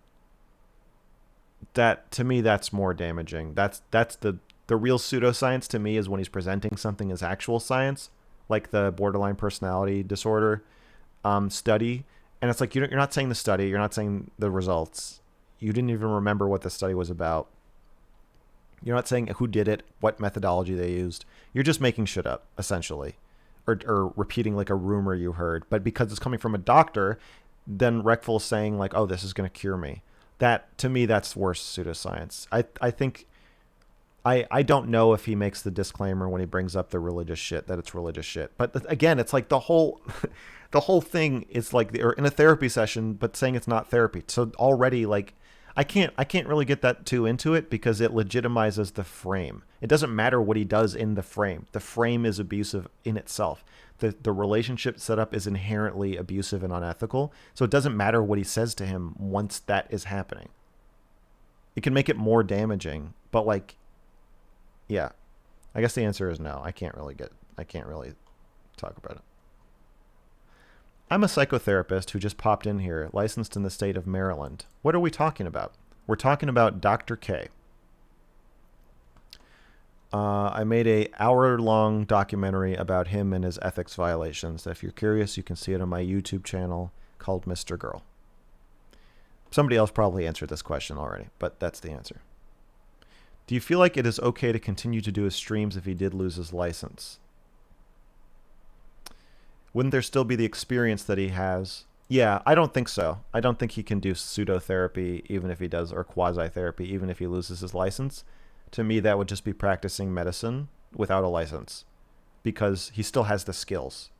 It's like, can you pull people's teeth out if you don't if you're not a dentist. Like one and like, yeah, you can talk about feelings as a layperson, but once you acquire those skills and have the label of doctor and you've thrown your label out and your online name is Dr. K, I don't see how you can continue to do quasi therapy online without it being against the law.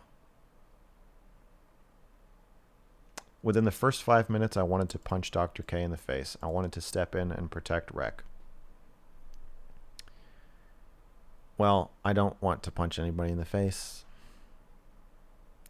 And it would have been nice if there had been a way to protect Recful.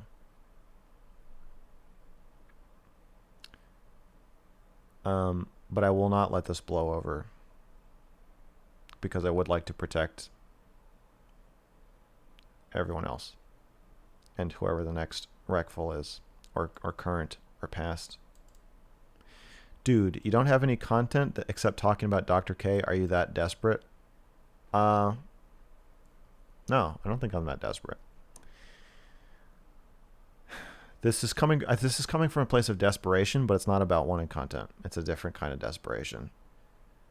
It's a desperation to part of it feels very personal. Part of it feels like it's about the field. Part of it feels like it's about wanting to stop the kinds of relationship boundary breaking abuse that I've endured. And part of it's about wanting to protect the population. And I do feel desperation about all those things.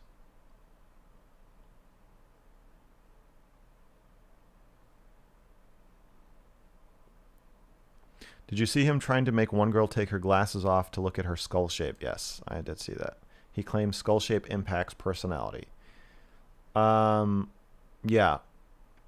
So that's a good example. I don't think he made the disclaimer there. That's definitely starting to blend your religion with science, and it makes it just seem like you're a quack who doesn't know what the fuck you're talking about.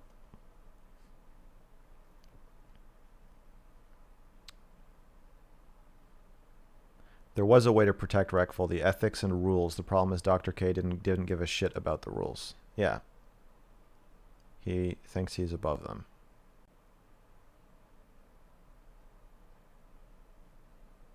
I don't even know that he understands them.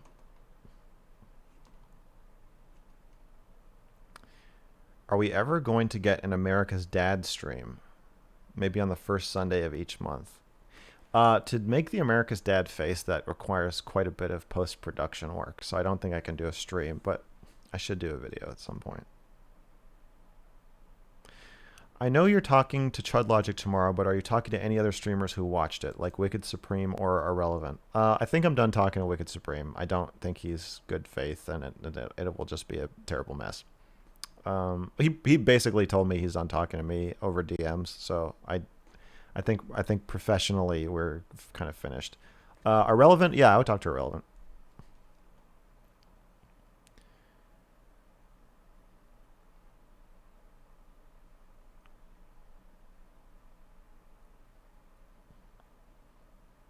Okay, I'm going to read the donations.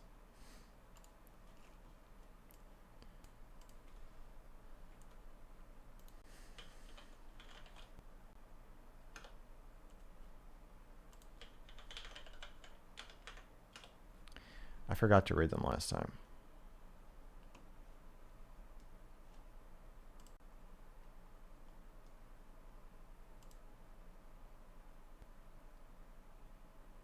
Okay. Obi-Wan HQ gave me $5. Do you think you will do any more content on Recful? I feel like his memory is being put in the middle of two diametrically opposed fan bases. I understand it's being used for good, but a lot of people miss him.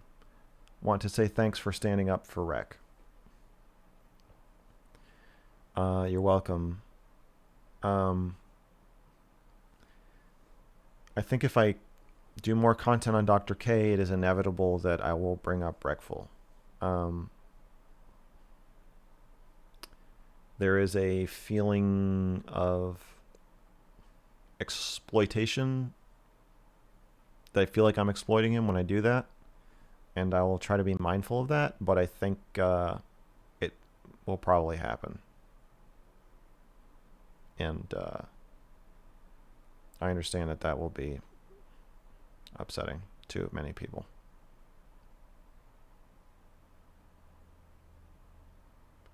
Once this is over, then no.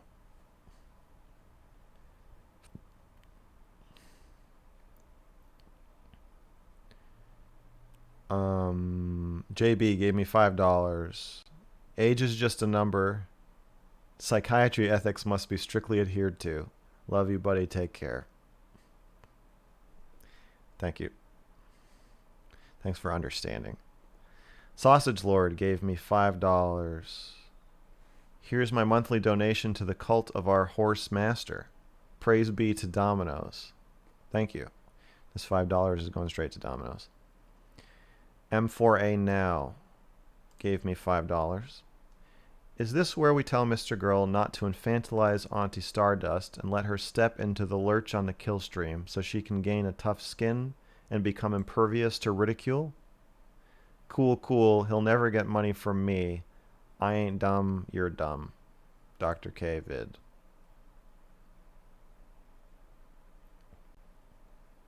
Yeah, you could tell me not to infantilize Stardust. Oh, you probably don't have to because she told me. She made that pretty clear that she didn't want me to do that. Wicked Supreme in DGD chat said you're lying. Oh, I'm not lying. Maybe I misinterpreted his last message. If that's my understanding was that we were having a look. I never think he's saying what he thinks he's saying. So it's not a lie. It's probably just a different interpretation. We were DMing about our last exchange or our talk, and he basically was like, okay, I'm not going to waste any more of your time by continuing to talk to you about this. And then he sort of just like ended the conversation. So I took that to mean that like we're probably not going to talk anymore. I don't mind talking privately, but I feel like streaming together doesn't really make sense.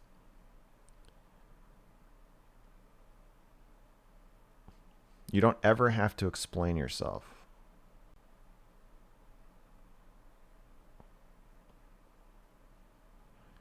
I don't think that's true. I think I do have to explain myself. But I appreciate the sentiment. All right, guys. I constantly have to explain myself. Yeah, I think that's more accurate. I accept that.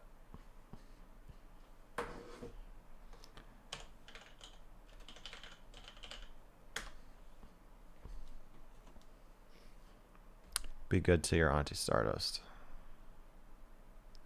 Be well behaved. Help her bake those cookies for you.